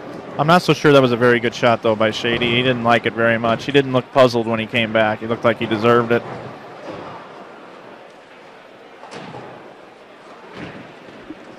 You can see Jeff Richgels down lane side. He's the coach. He's the commander in chief, and really talking to the guys and very entertaining, very informative when he was on our show a few weeks ago, Matt, and he just gives great insight. I could see how dedicated and how focused he really is. Got to give a shout out to Dennis Hacker, who's watching tonight. He's on all the Bowl TV broadcasts, helps us out on InsideBowling.com. Got to say hello to Dennis. Dennis also runs Jeff Carter's website as well as Parker Bones' website. So another celebrity in the chat tonight, Dennis Hacker. Thanks for all you do for bowling, buddy. We're seeing a lot of spares up there. Not too many strings, as Richter has 5 in a row going into the 7th. So we've got to get those strings if you want to go for that record. The spares help as well, but in the first game, Gail Myers and Mike Shady had it going into the 10th, 9th and 10th, and spares kind of hurt that string a little bit, but it's definitely opening up some. This is the transition period here. This is the time where you've really got to make a good shot and communicate as a team and let everybody know what's going on. Well, these guys chasing a big number, 35-38. John Gaines, Mitch Dubinsky, Scott Newell, Vernon Peterson, and John Janowitz. I know likely Vernon Peterson down home, Janowitz as well, Winter Haven, Florida, working at Kegel. Right now, probably doing some bowling at Cypress Lanes down there with my little brother, actually, running the show at Cypress, Casey Canizaro. So those guys checking in for sure. Anytime there's a top team that's out here bowling, those guys want to know what's happening, and who wouldn't? You know, technology allows them to find out what's happening. Their number, of course, 35-38 is a monster, but as they said, if they can get there, any other talented teams are capable of getting there as well. So until they get the phone call on July 7th, you know, they're going to be on the edges of their seats, and I'm sure they are right now. So thanks to those guys for joining us. I'm sure we'll hear from Gaines a little bit later.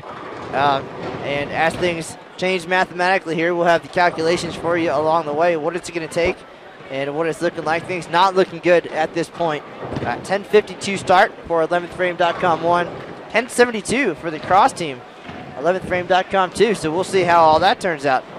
And you know, a lot of these bowlers, Matt, are really gracious, and us talking to them. I mean, we've had John Janowitz on right after they broke the record. He came onto our show, no problem. We had Brian LeClaire on last week, talked about him and his partner leading the doubles.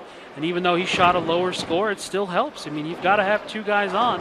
And he just talked about he's never won on the PBA Tour. He has a lot of regional victories.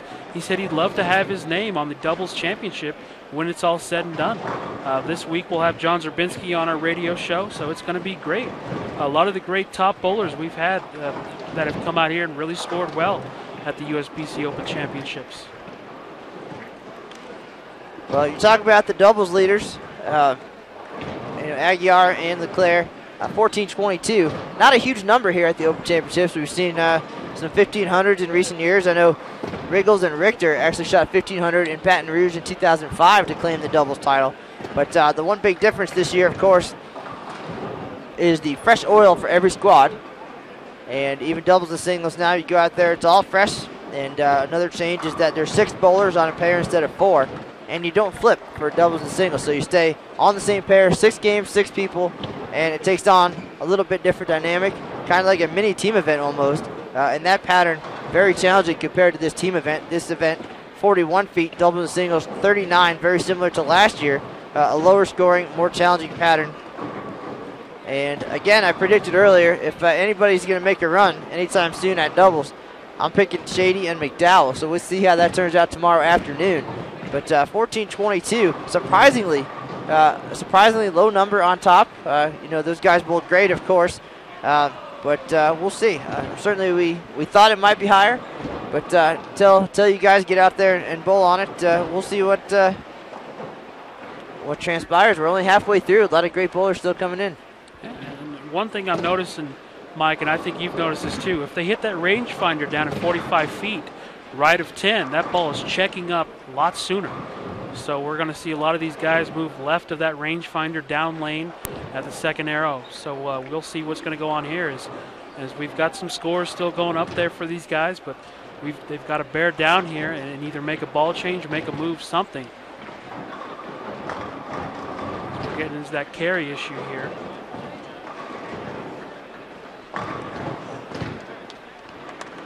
Right now, nobody on a string. As McDowell just spared, or Richter just spared. So that's very important out here. Now let's talk about the all-time record for the highest game in Open Championships history. That is owned by this team, correct, Matt? That is correct. In 2011, they came out here and they started the night with 1067, followed it up with 1125. They felt good at that point compared to the year before, where they had a bad start. Started with 960, I believe, and were pretty much out of it already at that point, but got off to a good start there in 2011. And, you know, they knew it was out there on the scoreboard. It was possible, but it took, of course, the highest game ever to get to that title, and they did it 1281 in a dramatic fashion. This place was emptied out. It was quiet at that point. They were the only ones bowling, and to be a part of that too was a pretty awesome experience. And you know, they went out and got it. They held on. Second place was 34-39. Brian Brazeau, Jace Peterson, talented guys from the Midwest, but no number is safe. We learned that back in 2009 when Ron Vogel shot 857 in singles. I thought it was over at that point. Little did I know Bo Gergen was going to come in and shoot 862. You can't predict that, of course, but now nothing surprises me. But these guys are going to have to do a whole lot better than 1281 if they're going to get there. I think it's almost to a point now where John Gaines and the guys can go to bed and they're safe for another night. That's true, but I wouldn't put it past this team to shoot 1,300 the last game and still show some sort of theatrics here, as that's what they're famous for. So, yeah, it's going to be tough to get to where they need to be to take over the lead, but top 10 score or just a high last game would still be something quite impressive to see, as I'm sure they're thinking about what they're going to do this third game. It's probably about time to talk to one of these guys about what's going on. I'll see if I can get on that, if they'll even talk to me. Well, they're still smiling. You know, they know that there's only so much they can do. They're getting some bad breaks, and you know, they're getting some lucky breaks, so it all evens out, and you still have to enjoy yourself. We talked earlier, Big J, you talked about you have to smile and have a good time, because that's what it's about, and no matter what, you get another try at it next year anyway. You know, these guys have accomplished a lot, and they'll accomplish more, and sometimes it doesn't go your way, but they're going to finish strong. They're going to put on a show, Mike, just as you said. You know, sometimes you got to take this event as a modified league night. A lot of them are down there having a beverage, trying to relax. You've got to relax the nerves, because I know a lot of these guys, even Riggs said it, even when he gets on the concourse, he's still got some nerves going through. Even though he's got all these event titles and he's a PBA regional champ himself, I mean, you've got nerves. And that's just how it is. When a bar is set at like it was a few months ago here, and you've got expectations you're trying to meet, you've got to set it up as a team and get a game plan together. And we're trying to see what they're going to do here coming up for this third game as this transition is going through. This is going to be the toughest part right now, Matt. I will predict these lanes are going to open up if they make the right move. Hey, Jeff just said it's almost turning into a house shot. He almost wants to go to something shiny. Now, when you hear somebody say that it's turned into a house shot, you know, you're thinking, well, why isn't he scoring all that well? It's because their game plan is set up for a more flat shot. But that last shot they just saw McDowell throw, and he goes light, you know, in the middle of the lane. They're seeing a kind of a wet, dry lane condition now. I mean, it's definitely there, Mike. They've created that hold area. They've just got to trust that that ball is going to come back. They've created it with the surface change they've used earlier, breaking down the spot, getting it down lane, and now they're going to build that trough where they've got that hold area still in the middle. All they got to do is hit their mark, change a little surface, go something to a little bit weaker, skid flippy like you were saying. I believe you got an interview down there, Mike? Yeah, I actually got Steve Richter here, who's got the best look on this pair right now. The first game he struggled a little bit, but tell us a little bit about the look that's developed for you this game. I really wasn't throwing it that good the last game, and I kept shutting it down on the right side and finally got things in the right spot. Now the lane looks nice, and I don't know why everybody else is feeling like it's pretty wet dry. My ball's not reading it that way right now, but certainly you can see with as many guys as have gone high so far, and then you make a small move, you can make it push right past the head pin. They're really challenging right now. Steve, last night we saw the Team High Five Jersey team with Eddie Bird play 20 most of the night.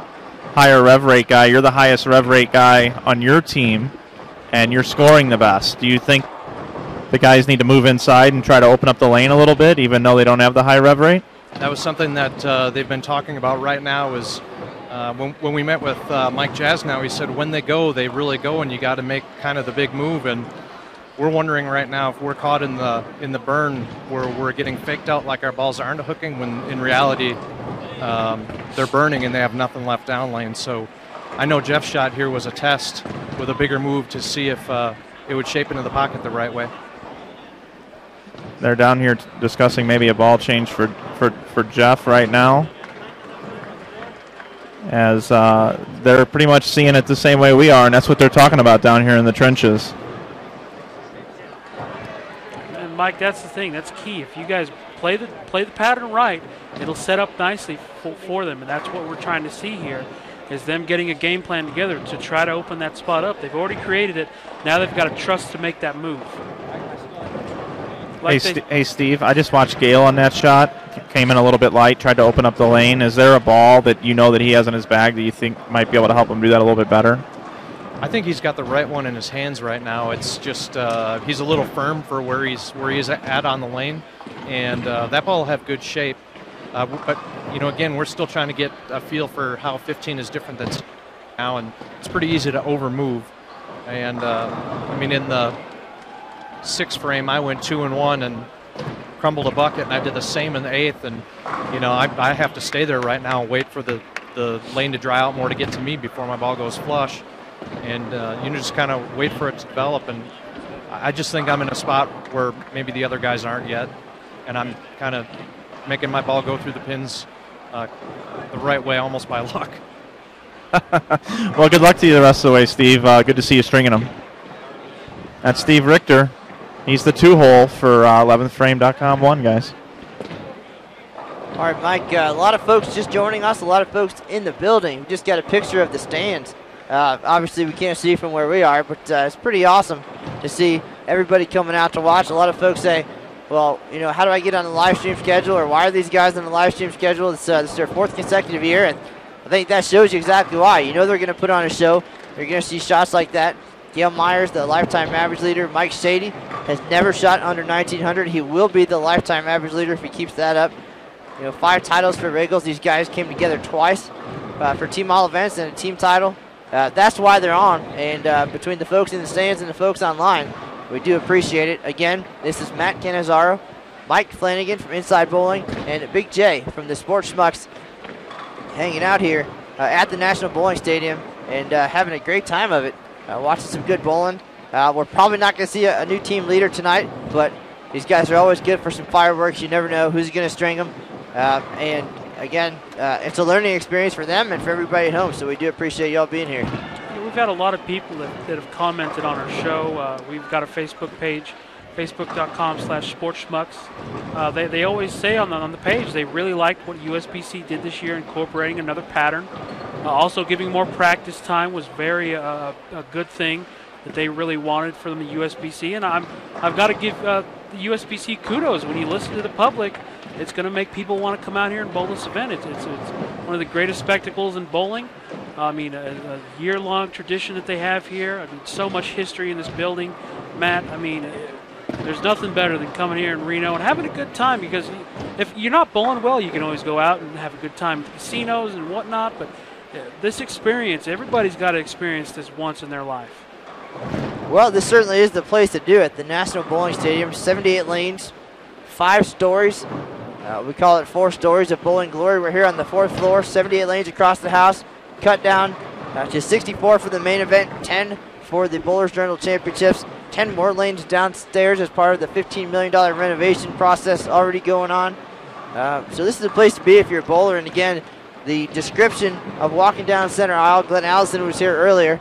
He'll be celebrating 62 years, but he talked about still getting that feeling. Walking down the center aisle, the curtain opens, you walk out, you see the banners in the rafters, the fans in the stands. That's a feeling that you have to experience. Like you said, hard to describe, and it never goes away. And we talked to our 50-year guys. We had 3 this week, and it's the same thing. You might not go out there and win, but there's just something about the high ceilings and the bright lights and that's what it's all about. This is the 110th Open Championship, so we're doing something right because we're still here. And again, always trying to make the experience better for the bowlers, whether it means slowing the pace of play with 6 on a pair compared to 4, 2 different lane conditions to really test the versatility of the players. It's all a work in progress, even after this long. And here and at the Women's Championships, that event going to an all-new format next year. New divisions, scratch format again, as in the past, and an awesome venue over at the Reno Sparks Convention Center. So for the first time in history, both events in the same city. So if you're a female USBC member, 5 great events that you can take part in one plane trip. So can't really beat that. Can't beat the experience. Certainly, if you haven't, you need to be here. Thanks for joining us, and hopefully you'll join us in person in the near future. We're back here next year in 2014. Looking forward to it.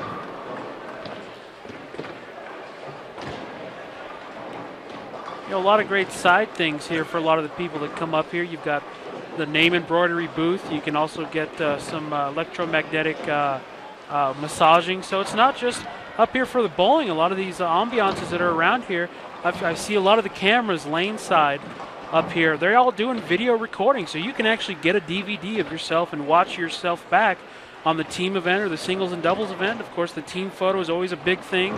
So there's a lot of great things out here, Matt, that you can come out here and experience.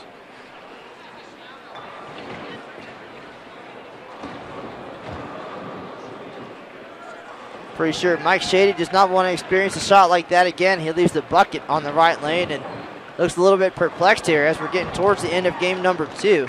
We'll have the numbers for you in just a minute. We'll have a look at the scoreboard as well. We're going a little bit retro here with our black and white scoreboard look every couple of frames, so appreciate you bearing with us.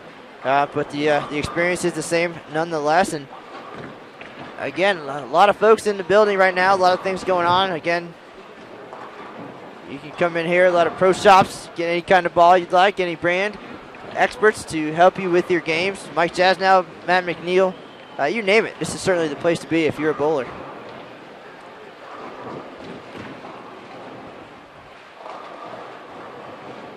See a lot of bowling balls moving down there, Matt. A lot of people taking what they've thrown and putting it in the bag and getting something else out, maybe a little weaker, something with a little more surface on it, a little higher grit up there in the 2,000, 3,000 range. Definitely trying to get a look here as the 10th frame comes up. We'll try to see what happens. I know it's going to be very important to get that spare in the first frame and really get that feel ball for a feel of what you're going to do this next game. Very important shots right here upcoming in the 10th frame. Well, at this point, the number's not looking good for 11thframe.com. There's the scoreboard for you. Possible 1079 here in game 2. They needed 1243 each game, 2 and 3, after a 1052 start. So at this point, again, it's about finding a look, getting every pin you can. It's all the march towards team all events at this point. Certainly a nice team finish would be fantastic as well. But you got to look big picture. 6 more games tomorrow at 11 a.m., different lane condition. They practiced hard earlier on the double singles pattern at the Storm Bowlers General Championships. So we'll see how all that pans out. But now McDowell's gonna probably make a move here and try to finish strong as he did in game 1. And we'll get back to the action now. But, trying to get Jeff Richgels to see what ball he was going to change to. Looked like maybe IQ solid from my guesstimation. McDowell throwing another strike with that, looks like the champion. Great ball of choice.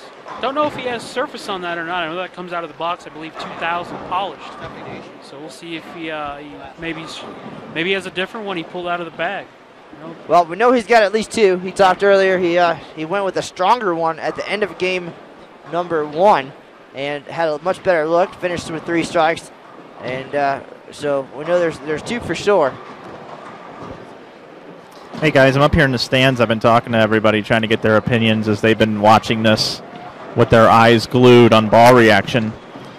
And they just keep commenting on how the ball choices that most of them are using, that down lane the ball's just kind of limping into the pins. And they also acknowledge that Steve Richter straps on it a little bit more and is getting the ball to face up. And they're kind of curious as well as why maybe the guys haven't moved left with shinier bowling balls and softer ball speeds to get it to corner. So the folks up here in the stands, obviously a lot of knowledgeable bowlers as we see McDowell go light with a mixer.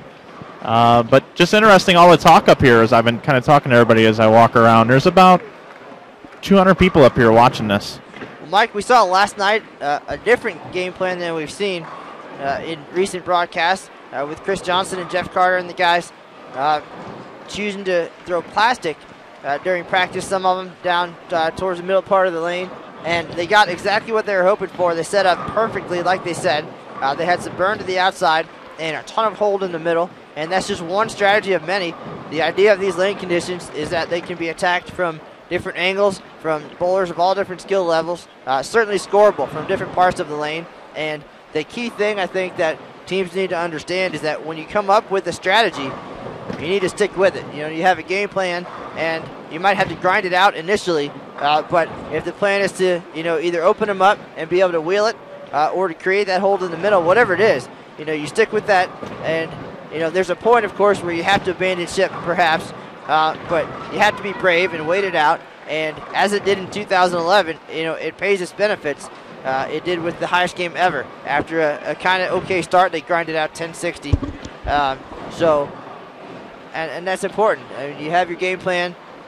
You know, be brave, stay with it, and that's what they're doing. And these guys certainly have done their homework, and we'll see what happens in Game 3. But McDowell there finishing with 3 strikes. He went to the Ebonite Exceed on the fill ball and had a pretty nice reaction.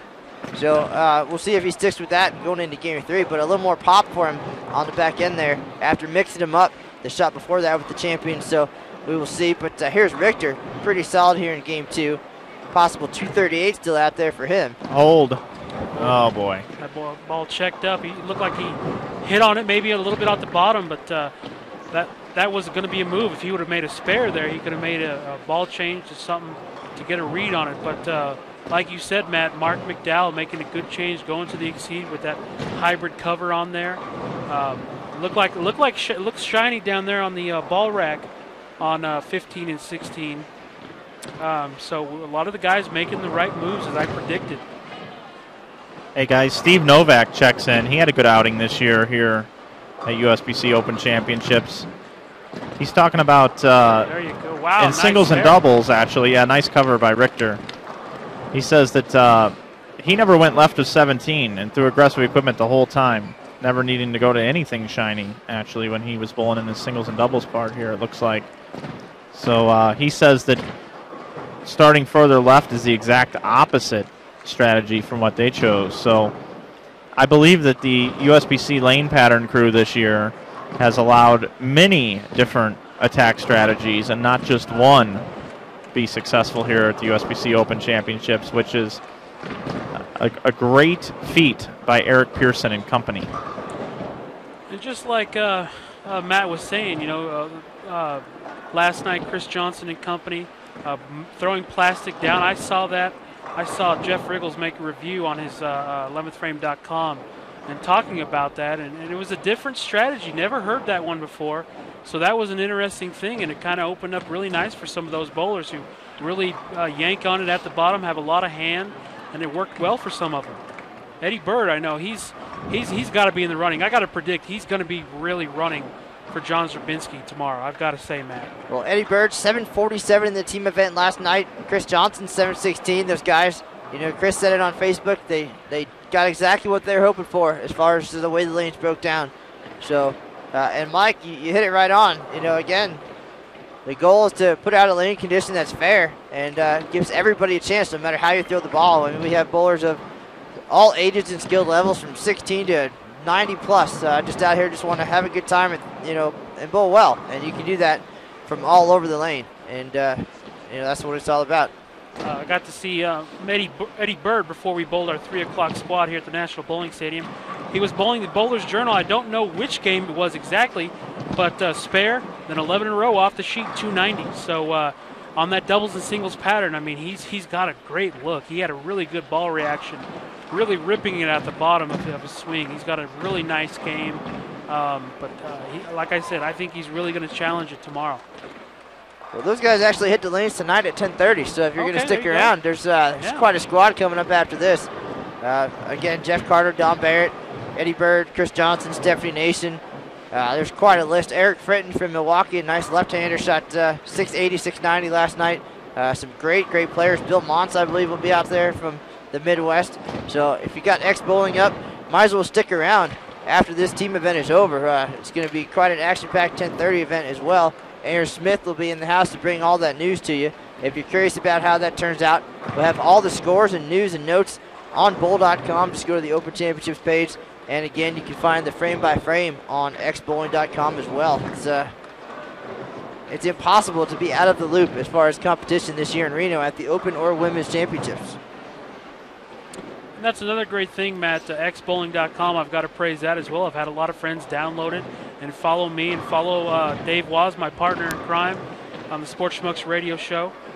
They followed live because I wasn't able to really get on the phone and text or call and while out there competing. And they really were praising me for everything. Really liked the app, really liked how it's downloadable and how easy it was to use, and really liked the live stream. That was really something they really enjoyed.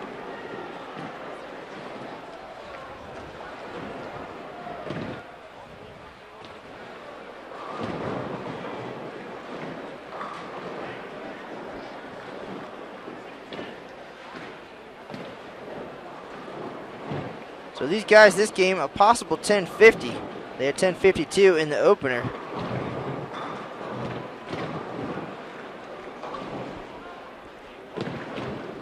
So if they're going to take this team title, it's going to take an almost perfect effort in Game 3. 14:36 is what they would need should Gail Myers and Mike Shady both strike out here. So again, these guys are going to talk it through, try to have as big a Game 3 as they possibly can, and get everything for the team event and a head start towards team all events. That's all you can do at this point.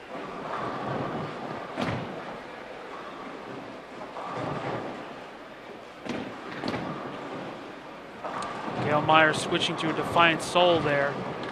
So he's made a ball change. And he got it out there, and you got to trust it, Matt. Trust is a must or your game is a bust, my father told me back in the day when I first got involved in this great sport.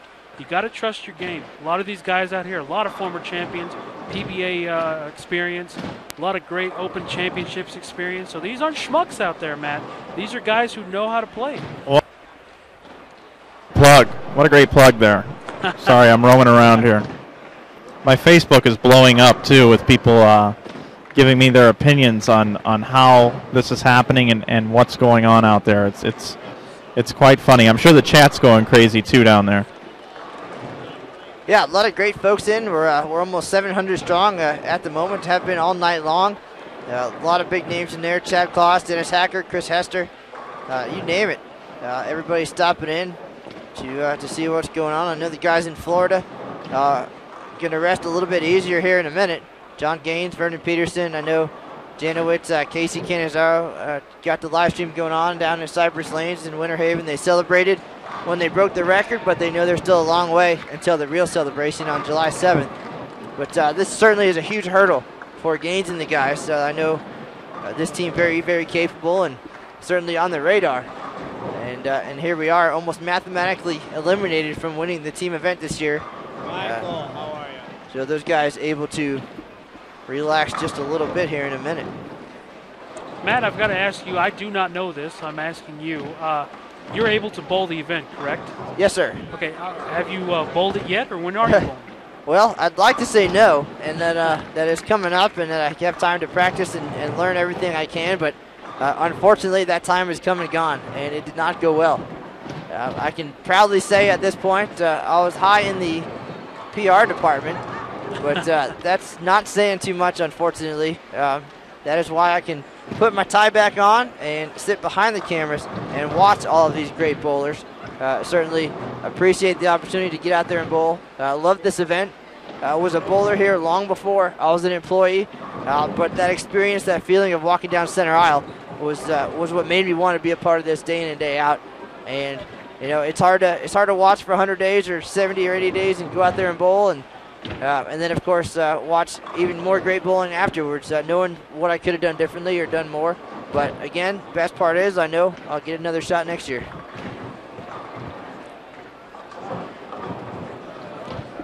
Mike Shady still looks like he's using the same ball out there. Probably one of the few guys who haven't switched something else out there on lanes 15 and 16. Matt, I've got to ask you, what was your take on the doubles and singles pattern the first year that they've incorporated 2 patterns? Well, I mean, certainly I'm a big supporter of the versatility test, and if you're going to win all events here, you need to be able to perform. Not any different really than going to like a team trials where you face different patterns each day, and you want to find the best bowlers on a variety of conditions. And you know, to come out here and be able to conquer 2 challenging sport bowling lane conditions, you certainly earned it. And you know, the difference between the 2 patterns, at 41 feet and 39 feet, doesn't sound like a lot. They played a little bit differently. The strategy a little bit different. And I think it's just a very cool step forward in this event to really test and to earn it on the big stage. So there's the Game 2 recap. As you can see, 10:39 for 11thframe.com 1 and 10:07 for 11thframe.com 2. So a little bit of a struggle there, and we'll see if we'll see some ball changes here as we get ready for Game 3. Mark McDowell is going to start things off on the left. Michael Walters on the right.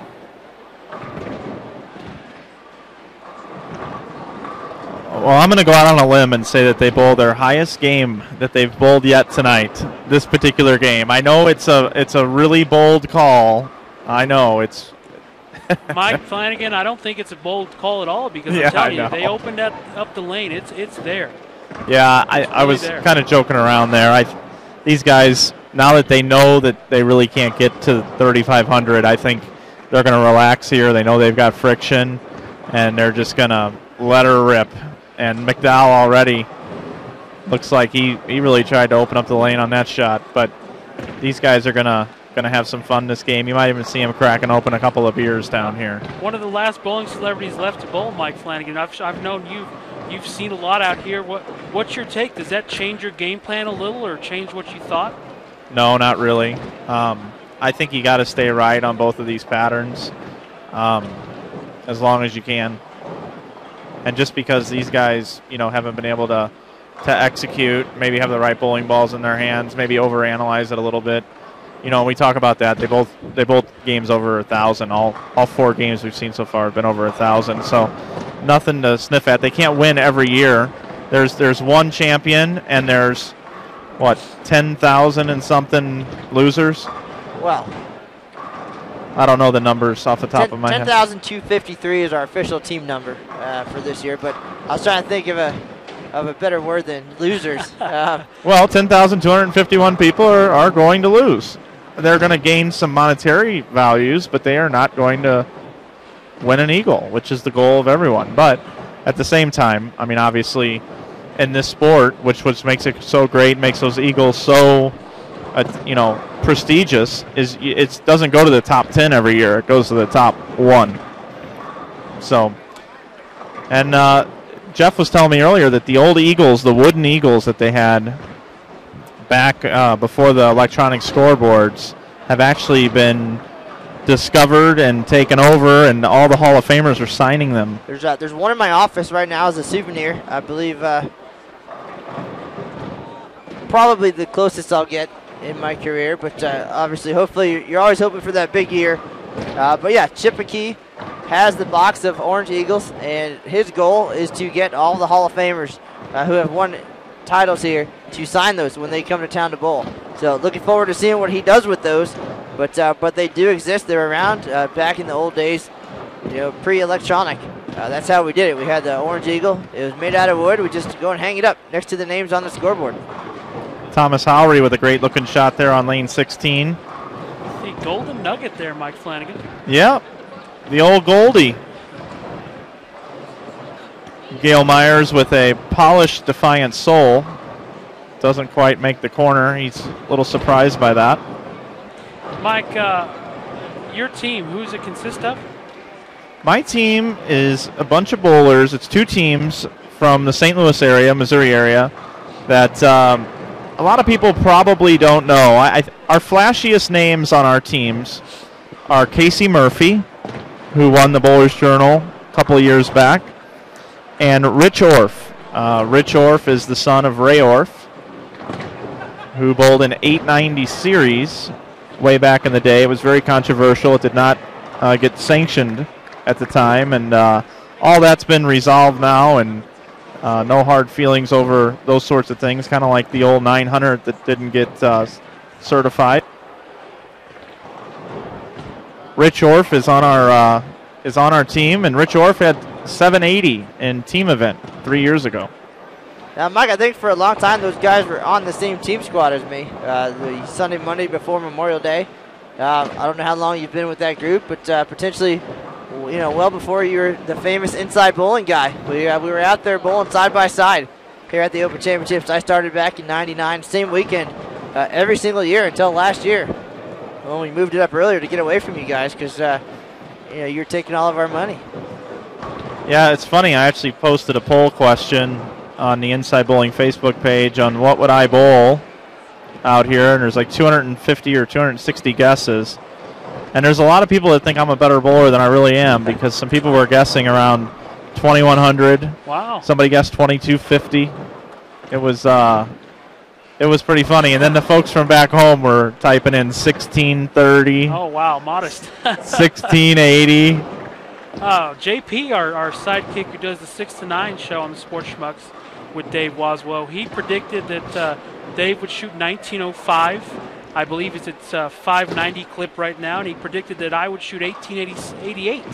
So I'm on that, still going there. Good odds there for me to hit 1888. Dave did really well at the Bowler's Journal yesterday, so I predict that he could get up to the 1900 range. But we'll see. We bowl tomorrow morning at 7 a.m., bright and early. Steve Richter, nice looking double to start out this game. I could see Steve shoot 3 bills this game. If anybody can do it this game, I kind of like Richter's look the best. His ball's finishing better than the rest. So, Mike, a little bit of Open Championships history there. You're talking about people thinking that you might be a better bowler than you actually are. 2009, like I said, I'm never surprised anymore about what happens on the lanes, but Ron Vokes had bowled 26 years at the Open Championships, never shot over 1923. And then there he comes with 23-21.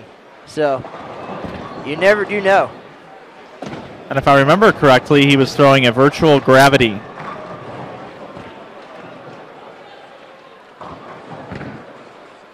Well, I have to go back in the files and check the paperwork, but I believe that the first thing he had to do for me when he was done before his interview was go run and put on a track shirt.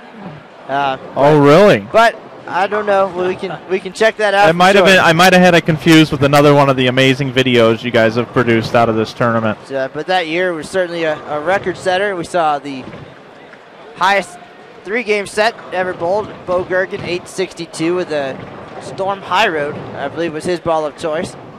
And of course, Stephen Padilla and Brenda Padilla, now husband and wife, 1566 in doubles, 790 and 776. So Stephen got the 790, so at least he'll have bragging rights there.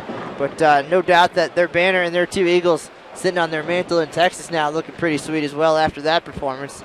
But so many great moments and surprises. Certainly the next year when Matt McNeil came out of nowhere and shot 23-26 to win all events title. Now he's been on the radar, averaging 250. And Matt, if you didn't know this, I'm originally from Fort Worth, Texas, so a lot of those guys I know down there in the area.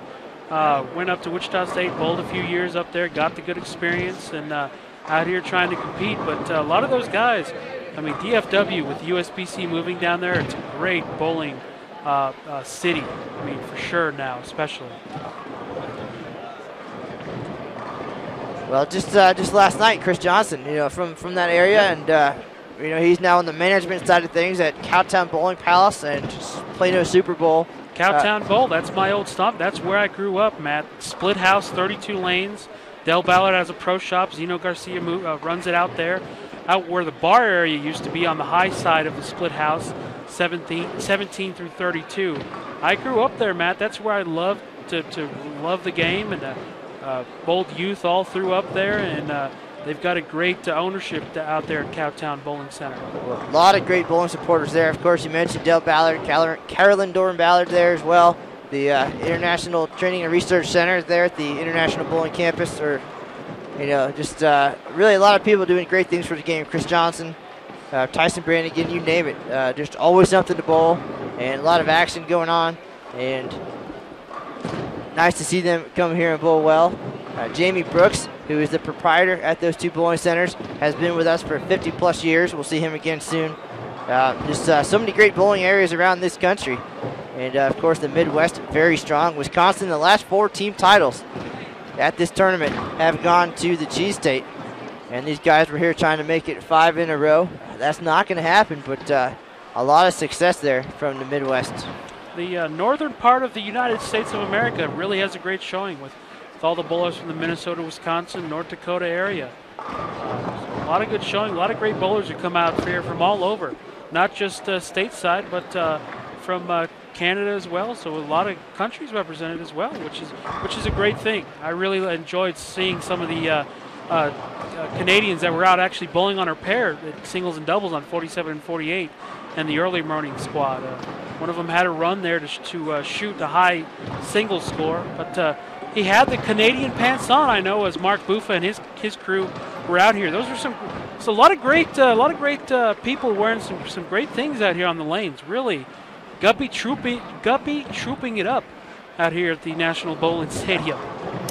Hey guys, I was stood corrected here by Sickfish 2010 here in the YouTube chat. When Ron Vokes bowled that unbelievable record set at the time, I believe it was, he was using a Track Kinetic.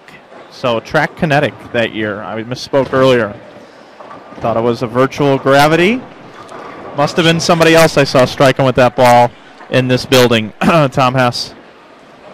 Now with Brunswick. But, yeah, I thought I remembered that. But useless knowledge, trivia, it's not my strongest suit sometimes. It's actually crazy when you broadcast a tournament and you're running a tournament. You'd think I would know what happened in the events. I have to go back and watch them after the fact. I enjoyed the Inside Bowling Tournament the weekend after the Inside Bowling Tournament as I watched it live or well recorded. That's one thing we're going to talk about briefly, Mike, is the recap of that. And I got to give you praise. I love the way you did everything on the stream. I love how you had Randy Peterson incorporated with it. It looked like live TV, and it was on the internet. Do you know, and I don't know if you can really release these information, but have you ever tried to get with maybe a local TV company out of St. Louis or something to get that broadcast? Yeah, I haven't really, because there's so many different providers with DirecTV, and then your cable provider, and then there's Dish Network. I'm just one of those guys that I don't feel like the effort and energy going into that, since it would only be broadcast to one of those 3. I'd be streaming it anyway. So I'm really on board with the live streaming. Everybody has a computer, and you don't have to have a certain internet provider to watch anything. So, and plus it allows me to kind of pump up these broadcasts an extra frame, and we all help each other out. If something ever does happen to where we can't be on TV as often, like has been happening, we've got an alternative here for the bowling purists. And Mike, one question I've had brought up to me from our fans on Facebook, they've asked, you're still going to be on the InsideBowling.com, you're the guru and everything, even though you have the Storm position, correct? Right, yeah, InsideBowling.com, I'm still the CEO of that, it's still moving forward. I kind of feel like if you've ever seen the show Shark Tank on Friday nights, you kind of pitch your idea to investors, and then they take your company to the next level. I kind of feel like Storm is offering me that opportunity without shutting out any of the other ball companies, like our relationships with some of the other events that are sponsored by other ball companies. My team back home in St. Louis is still gonna go to those events and stream those events as an InsideBowling.com event if they'll have us back. And the events that I'll be part of mostly will be Storm events going forward. And Bill and Barb Crispin, the owners of Storm Bowling, I actually watched a episode of American Restoration where they restored an old master bowling product machine. It was a great episode. So really getting a lot of notion in the bowling world out there with that going on. It's a really nice treat to watch that episode.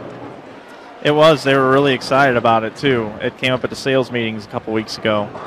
And they're great people, and they're kind of like Inside Bowling, but of course they've had much more success. But Storm, they started in a little garage making bowling ball cleaner, and now they're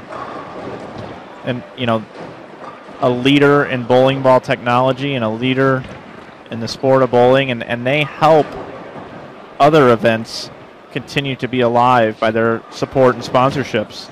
And I know when Hank Boomershine and Tyler Jensen came down in February to Kansas City to do the Sync seminar, Hank Boomershine has a whole lot of knowledge about bowling. It's insane to know what this gentleman has inside of his brain, just to talk about all the different technologies they can make. I mean, as far as what they've got coming out, I know some of the stuff that's coming out in the fall I can't release, but a lot more great products on the horizon, of course, for Storm Bowling, Mike. And I can't believe that they got you. I mean, it's a great addition, I think, in my opinion. well, thank you. I'm excited about it, no doubt about it. And have you made the move finally to? No, I do that in August. Okay. But we just recently announced that we're going to be streaming the Lucy Bonneau doubles tournament Inside Bowling, so it's going to delay me getting out there by a week or so. The Lucy Bonneau is a great event ran by Donna Connors, and it'll be our closest live stream event on InsideBowling.com, closest to headquarters. It's in Houston. I know it's not Arlington, but if Lucas or any of the folks would like to come up and hang out with us and see how our stuff's put together, we'd be more than happy to do that and do a co-op on that if they want to do that. So if Lucas is listening, I know you don't have anything to do, Lucas. You're not busy or anything. What a great job that guy does, too. Out on the road all the time. College tournaments. The coverage at, is it still the IBCs? The ITCs, Intercollegiate Team Championships, the ISCs as well, the Singles Championships. They do a great job covering those when they start moving the cameras and everything. Those two Baker 300s that are archived on the Bowl TV YouTube channel, those are really cool to watch. Well, Lucas Wiseman, Jason Overstreet, of course, globetrotting, finding all these events. And Mike, you mentioned when we're done here, we'll wrap things up here at the Open Championships on July 7th. The Women's Championships closes on July 1st. We'll have a lot of great live streams between now and then. But then the plan is to head to Ohio for the U.S. Open. We'll be there for both of those events towards the end of July there. And then we'll be spending some crazy time in Vegas. We got the Senior World Championships and then the combined Men's and Women's World Championships, followed by the USBC Queens coming up Labor Day weekend. So a lot going on in the bowling world again. And hopefully we'll be able to bring all that to you both on live stream and on bowl.com. And right now, you're watching the 2013 USBC Open Championships. We're at the National Bowling Stadium behind lanes 15 and 16. USBC Hall of Famer Jeff Richgels, lifetime average leader Gail Myers Jr. trying to get it done here in 2013. Again, this is Matt Canizaro from USBC, Mike Flanagan from Inside Bowling and Storm, and Big J from the Sports Schmucks radio show joining us for a little while here. Aaron Smith running around as well. He'll be back in just a minute. But all different aspects of the industry represented here on this broadcast. So guys, thanks for joining us. Oh, you betcha, bud. Wouldn't miss it for the world. And Steve Richter here has got 3 in a row. I predicted a little while ago he could shoot 300 this game. So it's out in the open. Steve Richter, you're watching history right here unfold before you. If you're on the East Coast, thanks for joining us. Grab some Fruity Pebbles out of the fridge, or those drumsticks, as Mr. McNeil and I were talking about last night, that went off on a long tangent that I never knew was going to go to that degree of a tangent. But where is Mr. McNeil tonight? Well, we talked earlier he was going to stop by, but he knows there's a lot of great bowling minds and knowledge and different folks in the building tonight, so he's probably up in the bleachers checking out the action. But thought we'd hear from some other folks tonight, get some different insight. McNeil's been with us. He, of course, is the featured coach, USBC Silver Coach downstairs on the 900 Global Showcase lanes. He's here day in and day out, giving advice and tips to all the bowlers coming in for their practice sessions. And a lot of great insight from him. He's been on many of our broadcasts talking about lane play and different things that Aaron and I can't offer. But a lot to offer from McNeil. And now we're going to mix it up a little bit. But I know he's somewhere around here.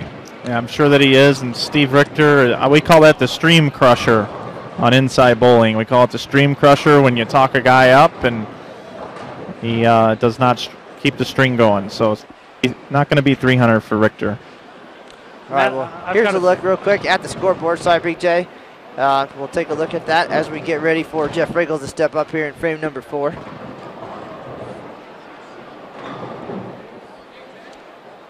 And Matt, I've got to thank you for extending your invitation to have me on the stream and let me talk a little bit with you guys and give you some insight on how the lanes played for us today, as well as we had our team competition earlier today. Got to get up bright and early tomorrow morning as we bowl at 7 a.m. So we're pumped, ready to go for doubles and singles.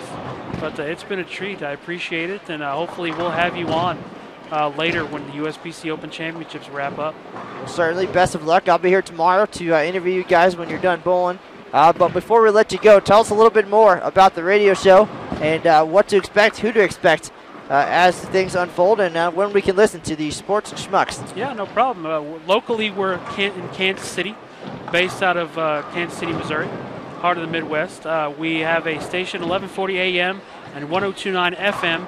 Our sports show is from 6 to 9 p.m. Central Time, but we dedicate a whole hour of bowling from 8 p.m. to 9 p.m. You can listen live in the KC area. You can also listen to our stream online. If you have a iPad or iPhone, just download the JPEG show. That's JPEG and space show. Download that at the App Store. Then you can also chat with us live on Facebook.com/SportsSchmucks. We always invite people to come on the show and talk anything they want to talk about.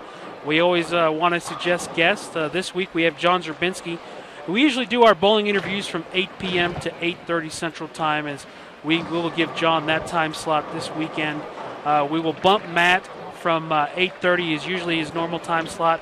We'll move him back to incorporate Mike Flanagan, as he's going to bowl the event at 7 at night here at Reno. So he's actually going to be in the settee area in the back, Matt. And I told him I appreciate him coming on, even though he's trying to focus and get ready to bowl team Sunday night. And then, of course, Matt McNeil, the Manny McUnderscore Show.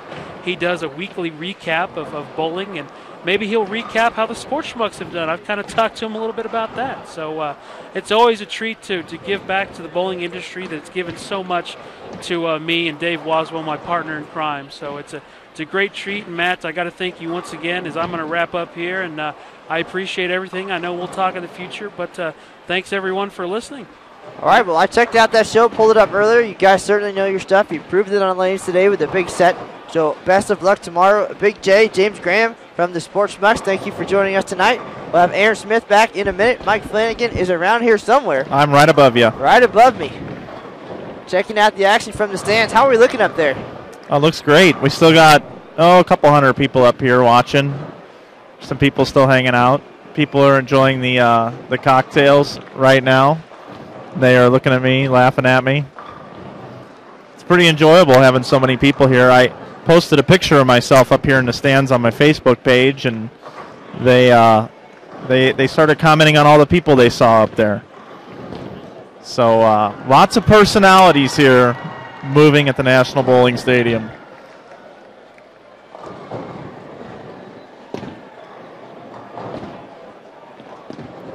So the third game here of the 11thframe.com broadcast. Third game, fourth frame. Not going to be a record score tonight, as some people predicted. 35-60 was predicted earlier today by a couple of folks. But a game plan they stuck to. Well, Mike, every year, can't win, just like you said. Certainly, they had a game plan, they stuck to it, and I'll guarantee that when we're done, we'll chat with them, and they'll tell us, they wouldn't change a thing, maybe. They went out there with an idea and communicated, made the changes they needed to, and they're going to put up a solid finish for sure. But sometimes the game plan just doesn't go quite right, and it's happened. We've seen these guys a lot over the past few years. Certainly one of the first groups I got to know back in 2005 when they took home that Team All Events title and the doubles crown for Richter and Richgels. So, this wasn't their event. They'll be back tomorrow. They'll be back next year. These guys are going to prepare, and they're not done yet. We haven't heard the end from these guys, certainly in 2013. What's Shady got through to? Got that handy somewhere down there? I believe Aaron stole it and ran away. Oh, okay. But he'll be back in a minute. He just ran to center desk. He'll come back with his calculations. I'm looking forward to having him back in the booth. He's been the common voice along with yourself, along with all the broadcasts. I kind of feel bad when we come out, we hijack the booth. That's why I'm going to give him a bowling ball, because that's his seat that I kind of took. Although I guess tonight I stole McNeil's job. Well, I'll tell you, last night, Aaron's just really appreciative of what this event is about, over the years and the history and tradition. He did leave us for a while to go on to a real job, but quickly came back realizing a real job. That as much fun as we have here, this is what we do, and we enjoy it. He enjoys being a part of it, and he was very excited about the bowling ball situation that you offered up last night as well. He went back. He went back and listened to it just to make sure that he heard it right. So. And it is a 12-pound ball he needs, right?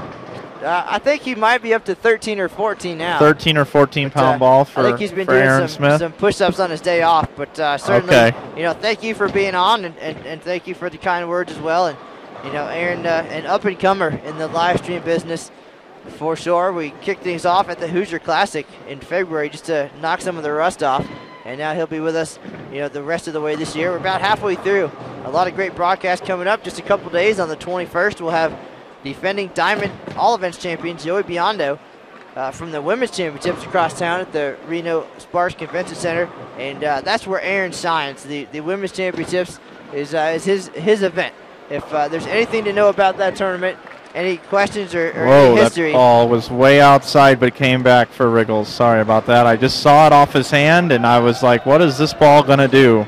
And it came back. Aaron Smith has now joined us back in the booth. He is the most polished commentator that we have available this evening, and he joins us again. Hi, Aaron. Hi, Mike. Thank you for that kind observation there. So. Well, it's just the truth. I certainly appreciate it, and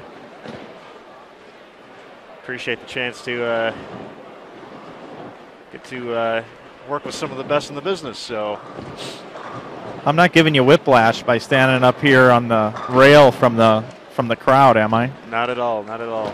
I really like it up here. This wireless roaming reporter gig is like actually my favorite thing to do with live streaming. And you guys, obviously, I eat this up. I love doing this. Like, this is, I would pay to do this. Just don't tell your bosses that, please.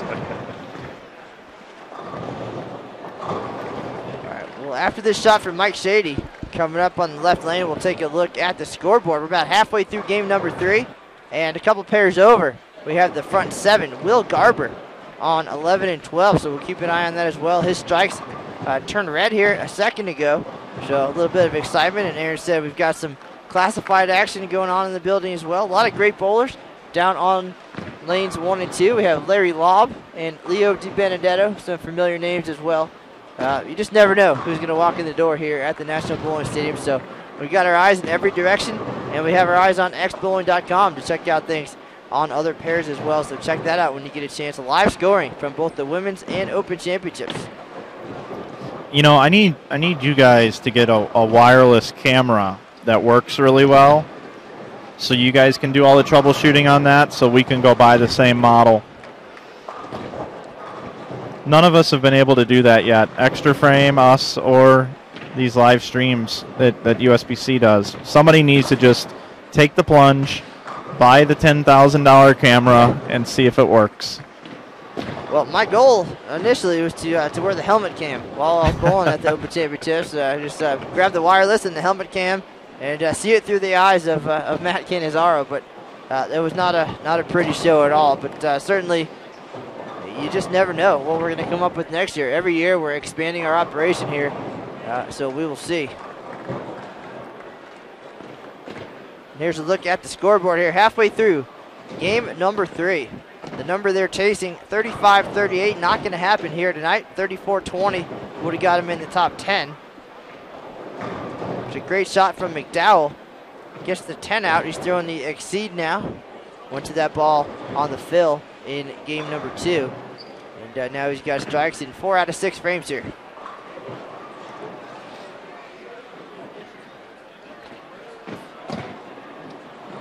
And Mike, while you're here, while you're up there, some folks in the chat room were asking about that promo code.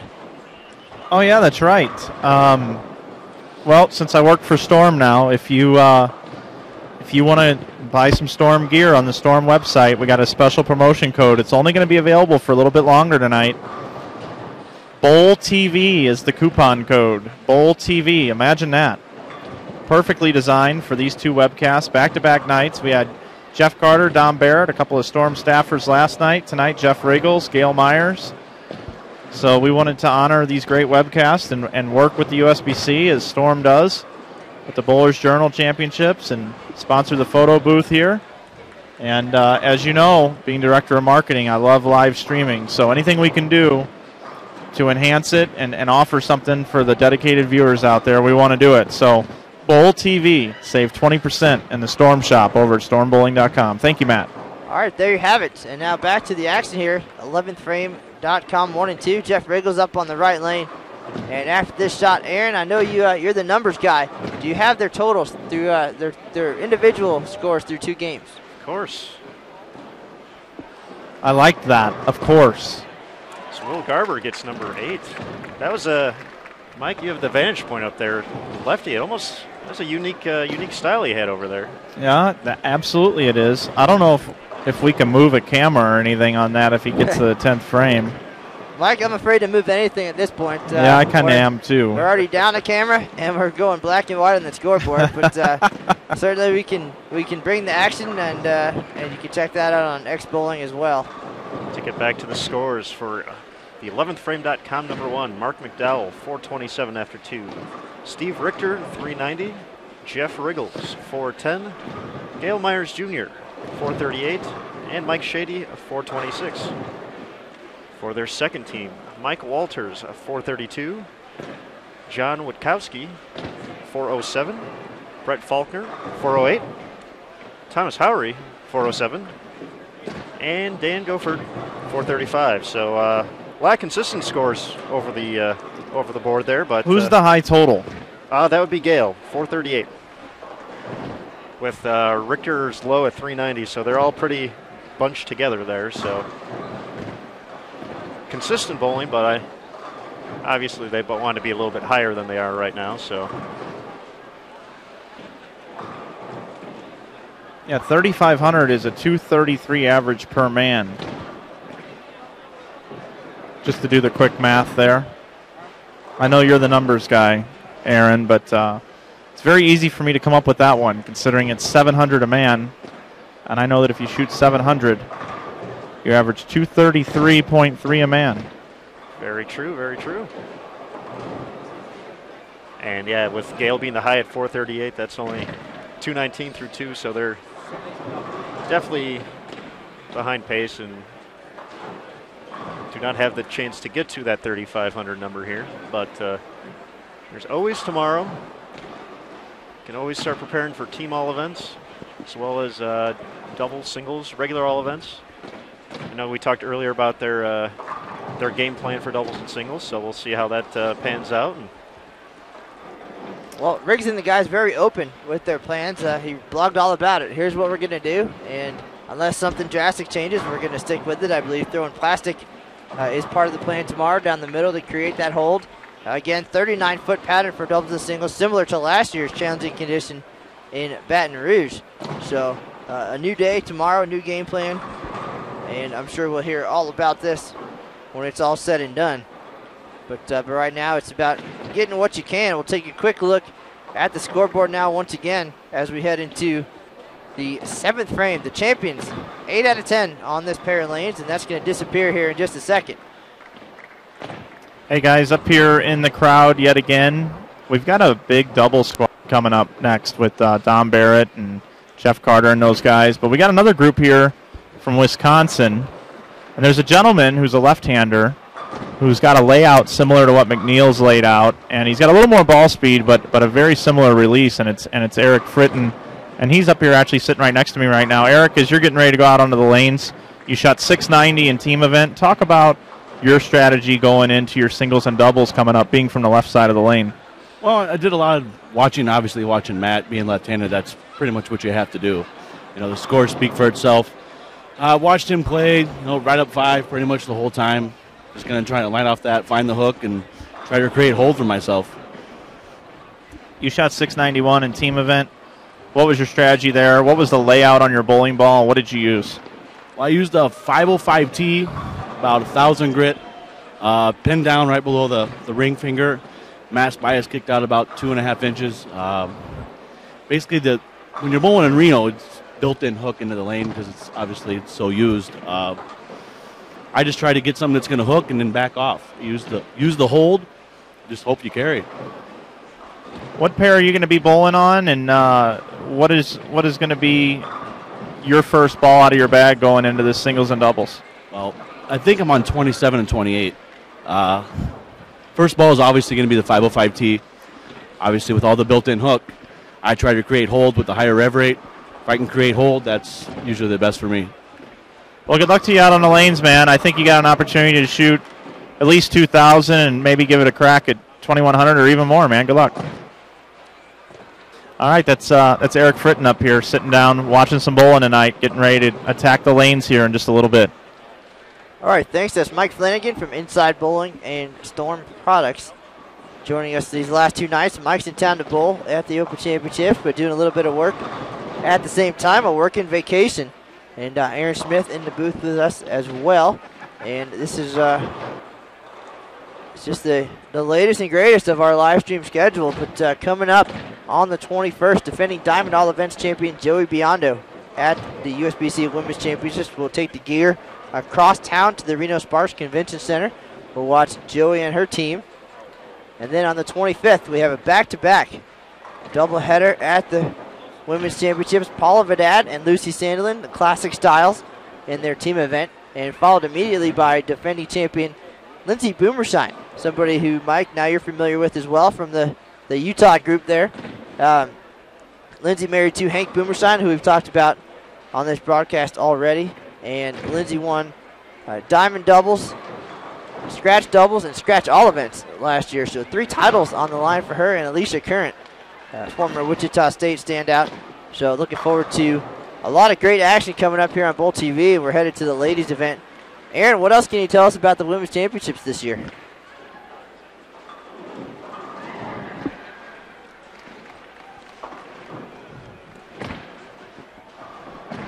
Well, Matt, you mentioned a lot of great ladies there. We got a few other great events coming up very shortly here. Actually, at the same time we're live streaming Joey Biondo, we're going to have Minnie Tavaska, St. Petersburg, Florida, coming into town. Minnie is going to be competing in her 67th consecutive Women's Championships. We have the front 9 from Will Garber. But Minnie will be stopping by on May 21st. She's always a big hit, so we're looking forward to seeing her. She's been setting the pace for a while here for participation, and now I believe she's 95 years old, still kicking. There was actually a few articles back home in the Florida area, a few folks covering her and seeing what she's all about, and we always look forward to that. So that's one of the things we have on tap as well. Mr. Flanagan, did you get to see that 9th shot from Will Garber? I did, and I heard the crowd erupt from up here, and I was just talking to some of my partners up here in crime. They're like, how are you going to get a camera on that? And I don't know how I'm going to do that yet, but I think we need to try to do that, even if we shut the whole thing down. Go down in flames for sure. We haven't seen a lefty shoot 300 yet, so it almost looks. I can't tell from this angle. Is he throwing it two-handed? Were you able to tell that, Mike? I haven't watched his style too much. Every time I watch, the ball's already at the arrows. Because I don't know. It's like I think of it and then I look down and there he goes. But we'll give it our best effort here. He's the third bowler on lane 11, so we'll potentially turn our attention there if we can in just a couple minutes. Right now, we're watching the 7th frame for 11thframe.com. And Aaron is correct. We have not seen a left-hander shoot 300 at this year's event. And we've had one in doubles, so some interesting numbers. so far. You can find all those on bowl.com. Go to the Open Championships page. All the honor scores, all kinds of goodies listed there for you. But 18 300s in the books. Most recent one, thrown with a plastic ball. Going a little bit retro. We've had 1 in doubles, I believe 13 in the team event, and the rest in singles.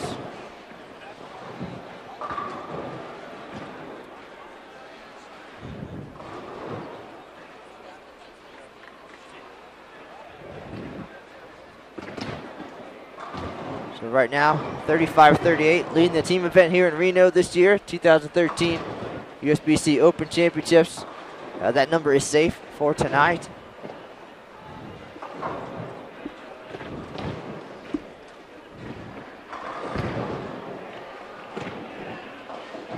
Some other numbers will be in jeopardy later on tonight, though. You guys obviously mentioned Chris Johnson, Stephanie Nation, Jeff Carter, Don Barrett, and their very talented group.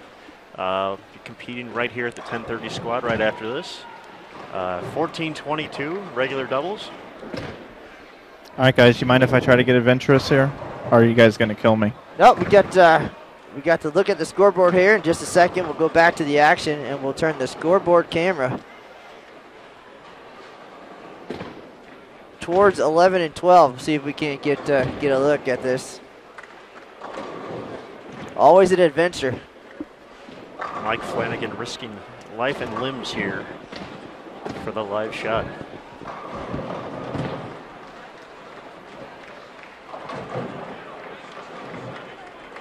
See, which one of us is going to get hurt first, Mike?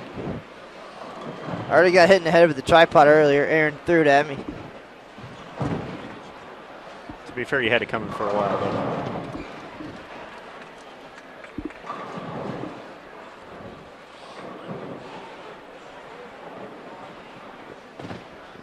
All right, I think we got something here. So as soon as Will Garber is up, we'll be able to bring you a little bonus coverage here. And we're going to old school it. We're going to go black and white on you. Black and white's like ESPN Classic. It is.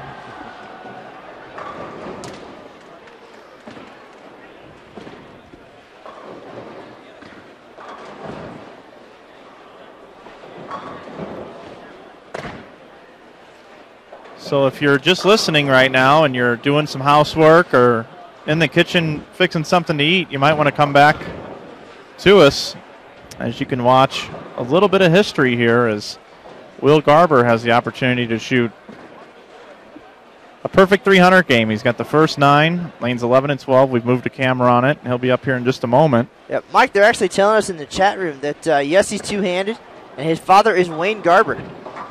Yeah, Wayne's actually in the settee area in the National Bowling Stadium Denny's booths, as I like to call them.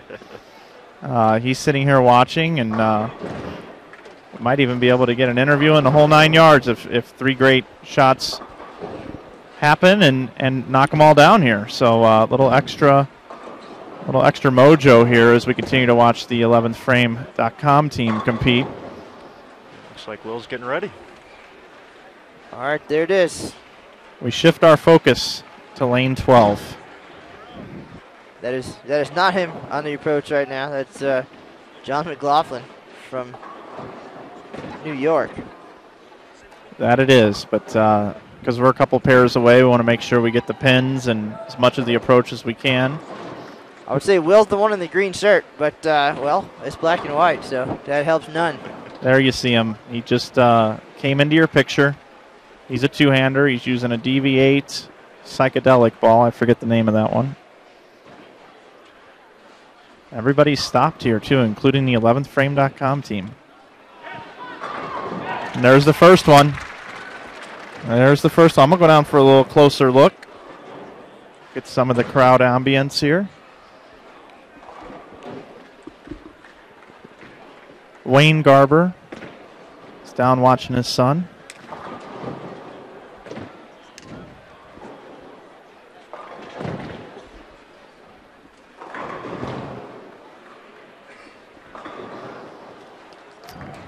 Right down here now, guys. Right down in here.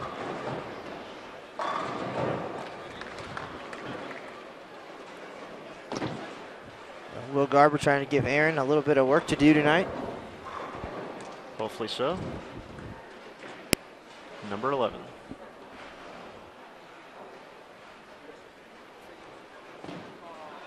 It was tugged, but it held flush. Well, he's certainly zipping it down there. I don't know how that ball held flush. It was inside the target. He knew it, but it did. What kind of part? Where was he playing at there, Mike? If you could. Well, he's got a couple of different looks in his first two shots. That one there was tugged inside by a good 2 or 3 boards. He was playing up to 2 between 15 and 10 there. But we'll set the stage here. We got the front 11 here at the National Bowling Stadium, lane number 12 here in Reno, Nevada. It's 2013 USBC Open Championships. Aaron Smith, Matt Cannizzaro, myself, Mike Flanagan. Looking at some history here. Will Garber with his dad, Wayne Garber, behind watching. Looking for 300. And he did it! He did it, folks. 300. The 19th of the event, the first left-hander of the 2013 USBC Open Championships to roll a perfect game. Congratulations, Will Garber. I'm breaking a rule. I'm coming down here even though I'm not competing. I got to shake his hand. Will Garber right here. You got a second for an interview? Will Garber, 300 here. 300 here at the Open Championship. What's it feel like?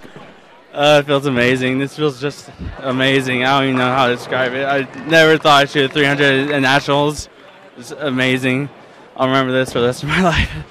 Awesome work, man. Just a couple seconds off the lane right here. Hasn't even... All right, guys, there you have it. All right, thanks, Mike, for the insight. Getting a quick chat with Will Garber there. That was pretty cool. That was. That was really cool. Especially, see, he's getting closer towards his dad, so I'm sure that's going to be a nice, great family moment there. So there's the hug. We'll grab Will after this as well, and he'll have his own story up on bowl.com shortly here.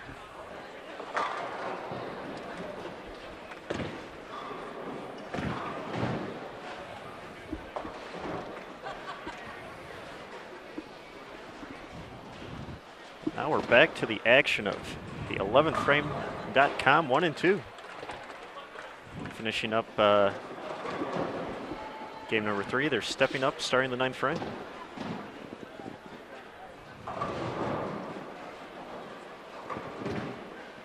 Well, great crowd on hand, both in person and online. We appreciate everybody being here at the 2013 USBC Open Championships. We just saw a great moment.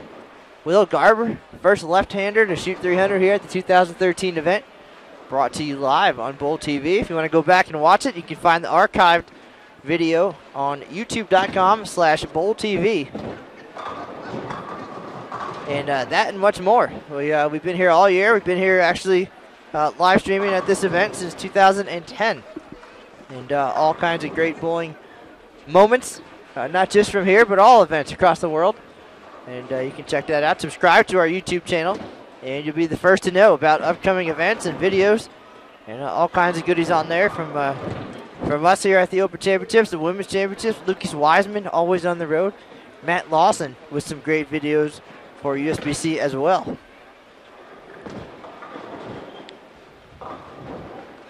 And it looked like we're taking a look at the scores. We'll actually start with a 146 game.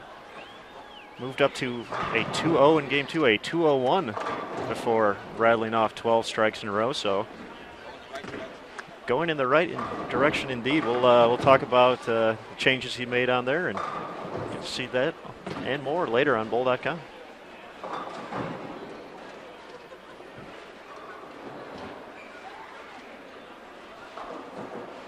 So those guys are all done. We'll let Aaron actually get on the way to go get started on that paperwork and such. Aaron, it's always a pleasure. We'll see you again in just a couple days on your home turf at the Women's Championships. So I'll be the guest in your house, and we'll bring it to you live from the 2013 Women's Championships. Looking forward to seeing Joey Biondo and her teammates, and looking forward to reading about Will Garber on bowl.com later tonight. All right, thanks again, Matt, and thanks, Mike, for stepping in, helping out today. Oh, I love it. You know that. Providing the great insight from the 11thframe.com guys and being our man on the road, walking all over this place. So I really enjoy that. So yeah, have fun with the paperwork, buddy. Always do. And always do. It's been a pleasure working with you the last couple of days. Absolutely, the pleasure's been all mine. And Aaron, Mike said your 13-pound storm ball is on the way. Yes, so it is. Look for that in your local mailbox. Sounds good. All right, gentlemen. All right, that's Aaron Smith working with us here at the Open and Women's Championships all year long.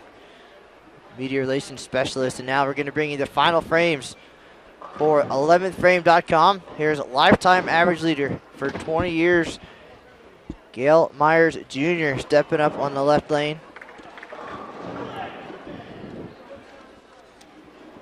We got some scores here. Gail plus 38 through 2 games. We'll have those totals for you as things conclude here at the National Bowling Stadium. I know things didn't go as well as these guys had hoped. They had big expectations based on what they've seen in their practice sessions. So far tonight, 10:52 and 10:39. Their 2 games. Companion team, 10:72 and 10:07. So certainly something to build on. And right now, just getting as many as they can for team hall events.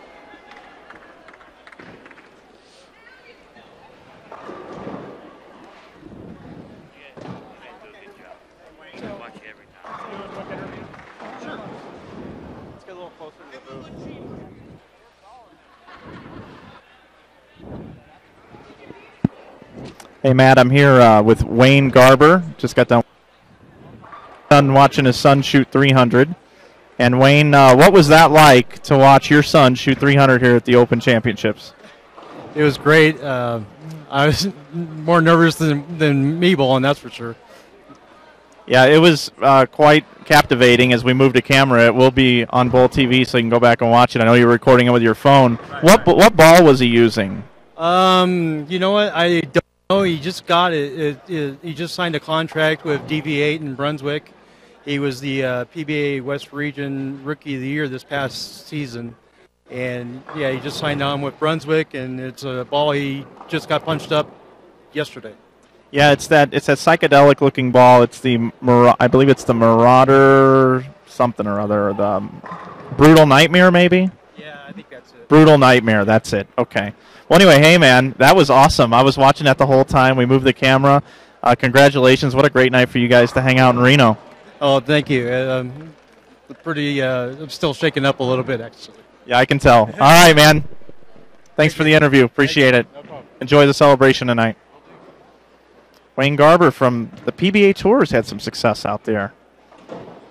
Here in the building. Star-studded night. A lot of theatrics. Who would have known? We would have seen a two-hander, left-handed, 300 in black and white on Bowl TV.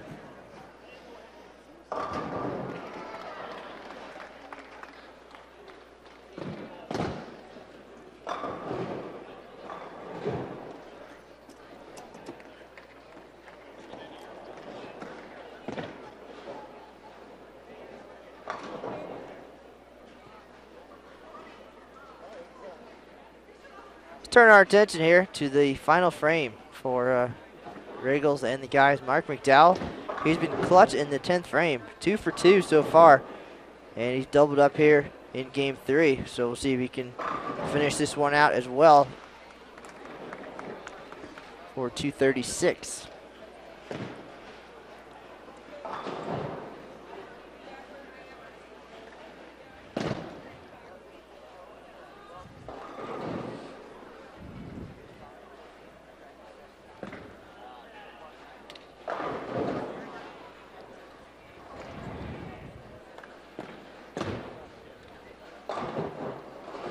Mark McDowell, 235. Nice ending game score here. What's that give him, Matt? That is 662 for McDowell, so pretty good start on things.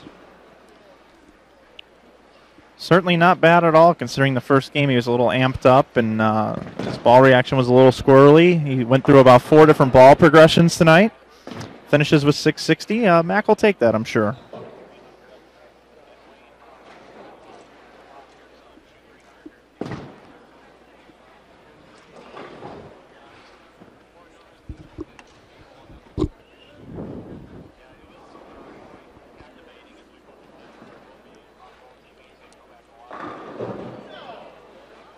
Steve Richter with the blower 9-pin here. You know what's amazing about this team, too, the camaraderie. A lot of times you'll see guys taking their shoes off when they finish. All the rest of their teammates are still competing, and not these guys. They're still right in it, watching every shot, coaching them along. Something to be very commended. It's a great thing to see.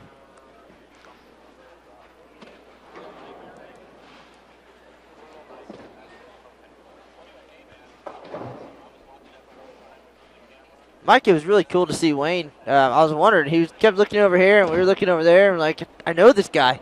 And there you go. All the pieces are put together, and he was, visibly choked up with that. Oh, he was. He understands what this event's about and what his son just accomplished.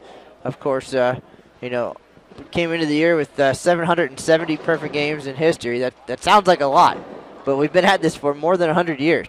And this is only the 19th of the year, and we've seen many thousands of bowlers come through. And of all the 10 guys we're looking at here, it's something that not too many of them have accomplished. Gail Myers is one of the few bowlers with 2 at the Open Championships, but Richgels does not have one. Richter does not have one, so it's really something this young guy accomplished. And you heard PBA West Region Rookie of the Year, so he's got the bowling genes, and he's well on his way also. Absolutely. And he throws a great ball, and that was great insight from Wayne, his dad, as well, about being the PBA Rookie of the Year on the West PBA Regional Program. That's outstanding.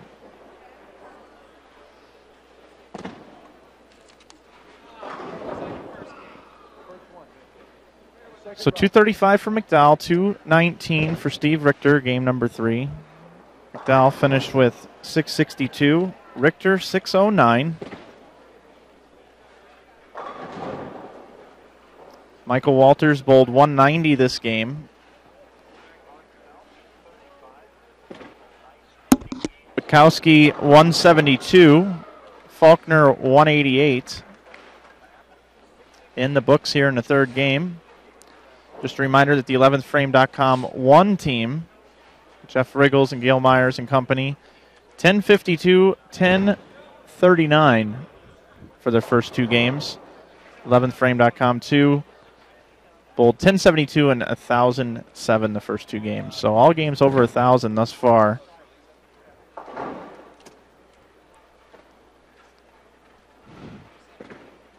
Richgels now looking to finish out. That'll be his last ball. He throws the last 6 in a row. Jeff Richgels, 248.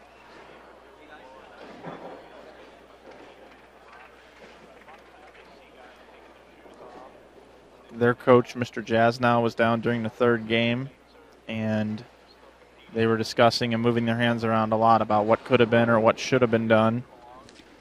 And Riggs is shaking his head right now. I'm hoping to get at least one interview from these guys here down on the lanes to discuss their evening. Gail Myers is working on 2 in a row, looking for 3.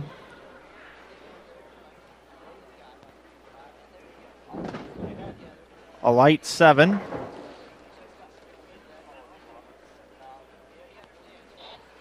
So Gail in his career has averaged 217 here at the Open Championships. He is around that here in the team event tonight.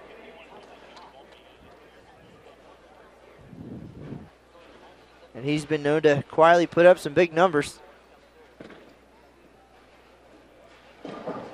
And real quick, Mike, a question in the chat room about a giveaway for tonight's broadcast.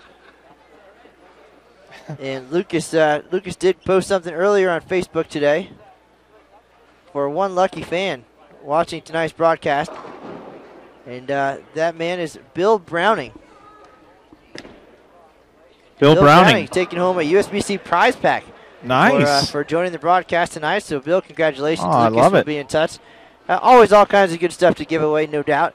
And Mike Flanagan now with Storm Products giving away some things as well. He's got a special code that I believe has expired.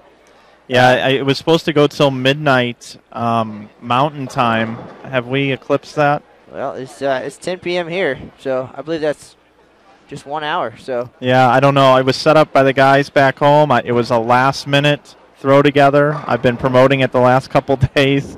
So, but hey, the good news is I'll be back with another one before you know it. Well, we do appreciate your efforts there, and hopefully you guys got some attention with that as well. Gail Myers finishes with 217 for 655.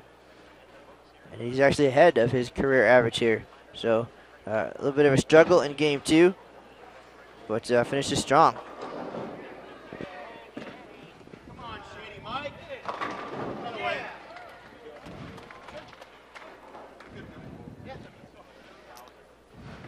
Well, Matt, as we finish up here, it was Thomas Howery, 227.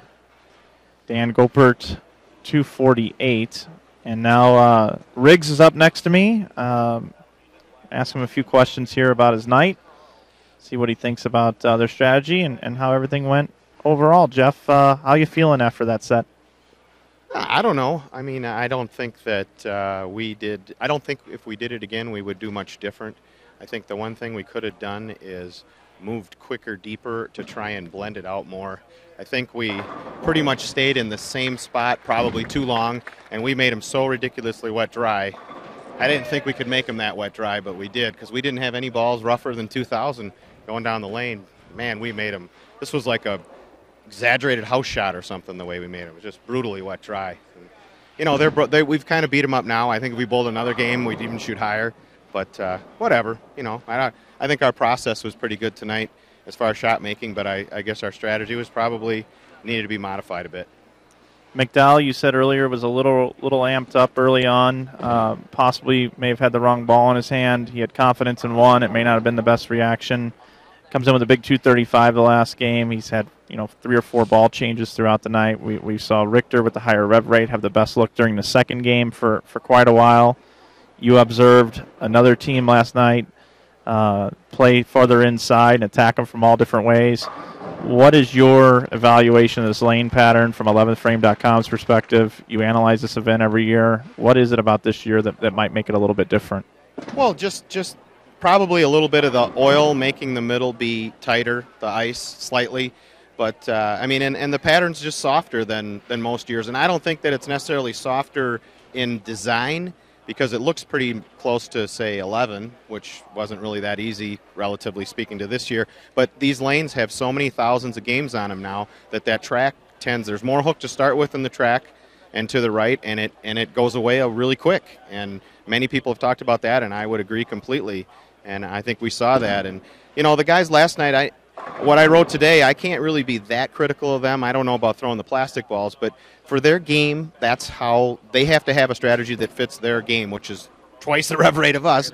And we can't have their strategy because we don't have the rev rate. We pretty much have to do what we did tonight. And I mean, you have to have a strategy that works with your game.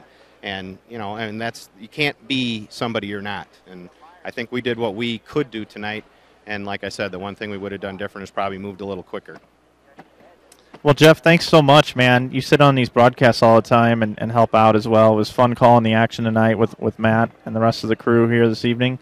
Appreciate all you do for bowling, man. I don't think that gets said enough. And you take this event very, very serious, and you've helped with entries over the years as well. And wish you all the luck in singles and doubles tomorrow, beginning at 11 a.m. And we hope you have a great night over at the Sands tonight, and enjoy the rest of the trip here in Reno, man. We will. Can't wait for tomorrow. We'll be ready. We'll give it another shot. All right, that's Jeff Richgels, Hall of Famer, entrepreneur, webcast extraordinaire. Joins you all the time, Matt. Just a great person for bowling, and We saw him do it tonight. So I'm going to try to grab Mark McDowell and maybe Shady as well if they'll have a couple words with me, and then we'll shut this thing down. Mike Shady, you got a minute? Mike Shady, you have never shot anything less than 1900 at this event. Tonight you saw this team event a little bit different than what we've seen in years past. Became a little bit wet dry. Tell us what was going on in the lanes for you tonight as you saw them throughout the evening. You know, as you pointed out, just real wet dry. We had a really good game plan, I thought, and I just think they got so dry where we were trying to target and hit that we had, I think the layouts we came in with, I think were a little too weak for that. And I think we should have made bigger moves earlier just to try to level at the middle of the lane out a little bit where all the volume was. You know, every year it's a crapshoot out here. You come out with a game plan. Hopefully most of the years it works. Some years like this year, if we had to do it over, I think we'd make bigger moves. But all you can do is prepare and come in with what you got. Now you bowled the Bowler's Journal, the Storm Bowler Journal today, and that's the same pattern you're going to be bowling on tomorrow. What's the game plan going in tomorrow on that little bit shorter oil pattern? I think it's same preparation we had. I don't think we're going to see the volume inside like we saw on team. I think we're going to bowl good tomorrow. Today we had a pretty good look in the Bowler's Journal. I think we had a pretty good game plan. I kind of stayed with it today, and tomorrow I think we got a pretty good opportunity to put some good numbers up. But you know, it's you got to get some breaks out here. You got to stay away from pocket splits, and you got to get your spares. Obviously, with scores like this, you got to strike a little bit too. So. Well, let's grab your doubles partner, Mr. Shady. We wish you all the luck tomorrow. We know that you're going to make a good run at this all events total here tomorrow, and we wish you all the luck. Thanks. I'm throwing it good. It's just a matter of getting lined up. But thank you. All right, that's Mike Shady. Love this guy. He's living life the right way, and another guy that's doing the same thing. Both Christian men and both here. Enjoying this event again this year, but both Ebonite staffers as well. But now Mark McDowell is here. Are you excited about getting on the lane with Shades tomorrow? Always. Yeah, you got a doubles partner like that, you just come in excited and ready to another level. Talk about your ball progression tonight. You went through quite a few balls tonight, didn't you? Yeah, I did, and that's usually not a good sign. I just struggled. This oil really worked on the surfaces that I had, and the ball just kept going straighter and straighter, and I had a tough look. I just kept trying to grind away. I went to the exceed on my fill ball the second game, and I think that was one I could have gone to a little earlier. It gave me a nice look. Kept me in play the last game, You just get what you can. You had a great last game. You looked like you were having some mic problems here. It looks like you were the most comfortable during that last game, and I think it was just kind of because you guys, shot 10-50, 10-30, and the last game was just kind of like, let's let it cut loose. Let's just relax even more. Yeah, and I think I was just trying to go down the lane with it. Everybody, if you tried to arc it, they were pretty wet dry, and they got pretty touchy. That ball gave me a nice look up the lane, rolled it up the lane, and at least I was in the pocket. Well, thanks, Mark, for spending a little time with us. We know it's late. Good luck tomorrow, bud. Thanks, man. Appreciate it. That's Mark McDowell, and that's about all I got down here from the lanes. Mr. Cantanzaro, that's all I got, bud. All right, let's give a quick rundown of tonight's action before we wrap things up. But 11thframe.com, 1 and 2, 32-39 and 31-04. Mark McDowell, 662. Steve Richter, 609. Jeff Richgels, 658. Gail Myers Jr., the lifetime average leader, 655, right on pace with that. Mike Shady, 655 as well. High on the pair, Dan Geffert, 683, the anchor bowler for 11thframe.com too. So, pretty consistent, solid effort for these guys. Nothing to be upset about. Of course, they had high expectations, and most teams would take those scores any day of the week. But there you have it. So there's your look at the scoreboard, and we're going to wrap things up. We had some excitement here earlier. Will Garber, son of Wayne Garber, PBA star a couple of years back, shoots 300, first left-hander of the year. So very exciting to see that. And that's really going to do it for tonight. We had a great broadcast. We made things happen. Mike Flanagan from Inside Bowling and Storm Products. Aaron Smith was here. We saw Big J from the Sports Schmucks radio show. And a little bit of knowledge coming from all different directions. So we certainly enjoyed it. We appreciate everybody's efforts. And we'll be back with you on May 21st from the Women's Championships. Defending Diamond All Events champion Joey Biondo, former Team USA member, is going to take the lanes. Great lady, too. She's a tremendous person, and her husband as well. They're great people, and I'll definitely be tuning in from back home in St. Louis. And just another testament to what a great job you guys do here. It was fun being part of these two broadcasts the last 2 nights, and thanks for everybody for tuning into this thing and supporting the game of bowling and being part of Bowl TV coverage again tonight. All right, there you have it. Mike Flanagan, Matt Canizaro, Aaron Smith, live from the Open Championships. We're going to call it a night, and we'll see you next time. So, folks, that is the news for now. We'll see you on the lanes.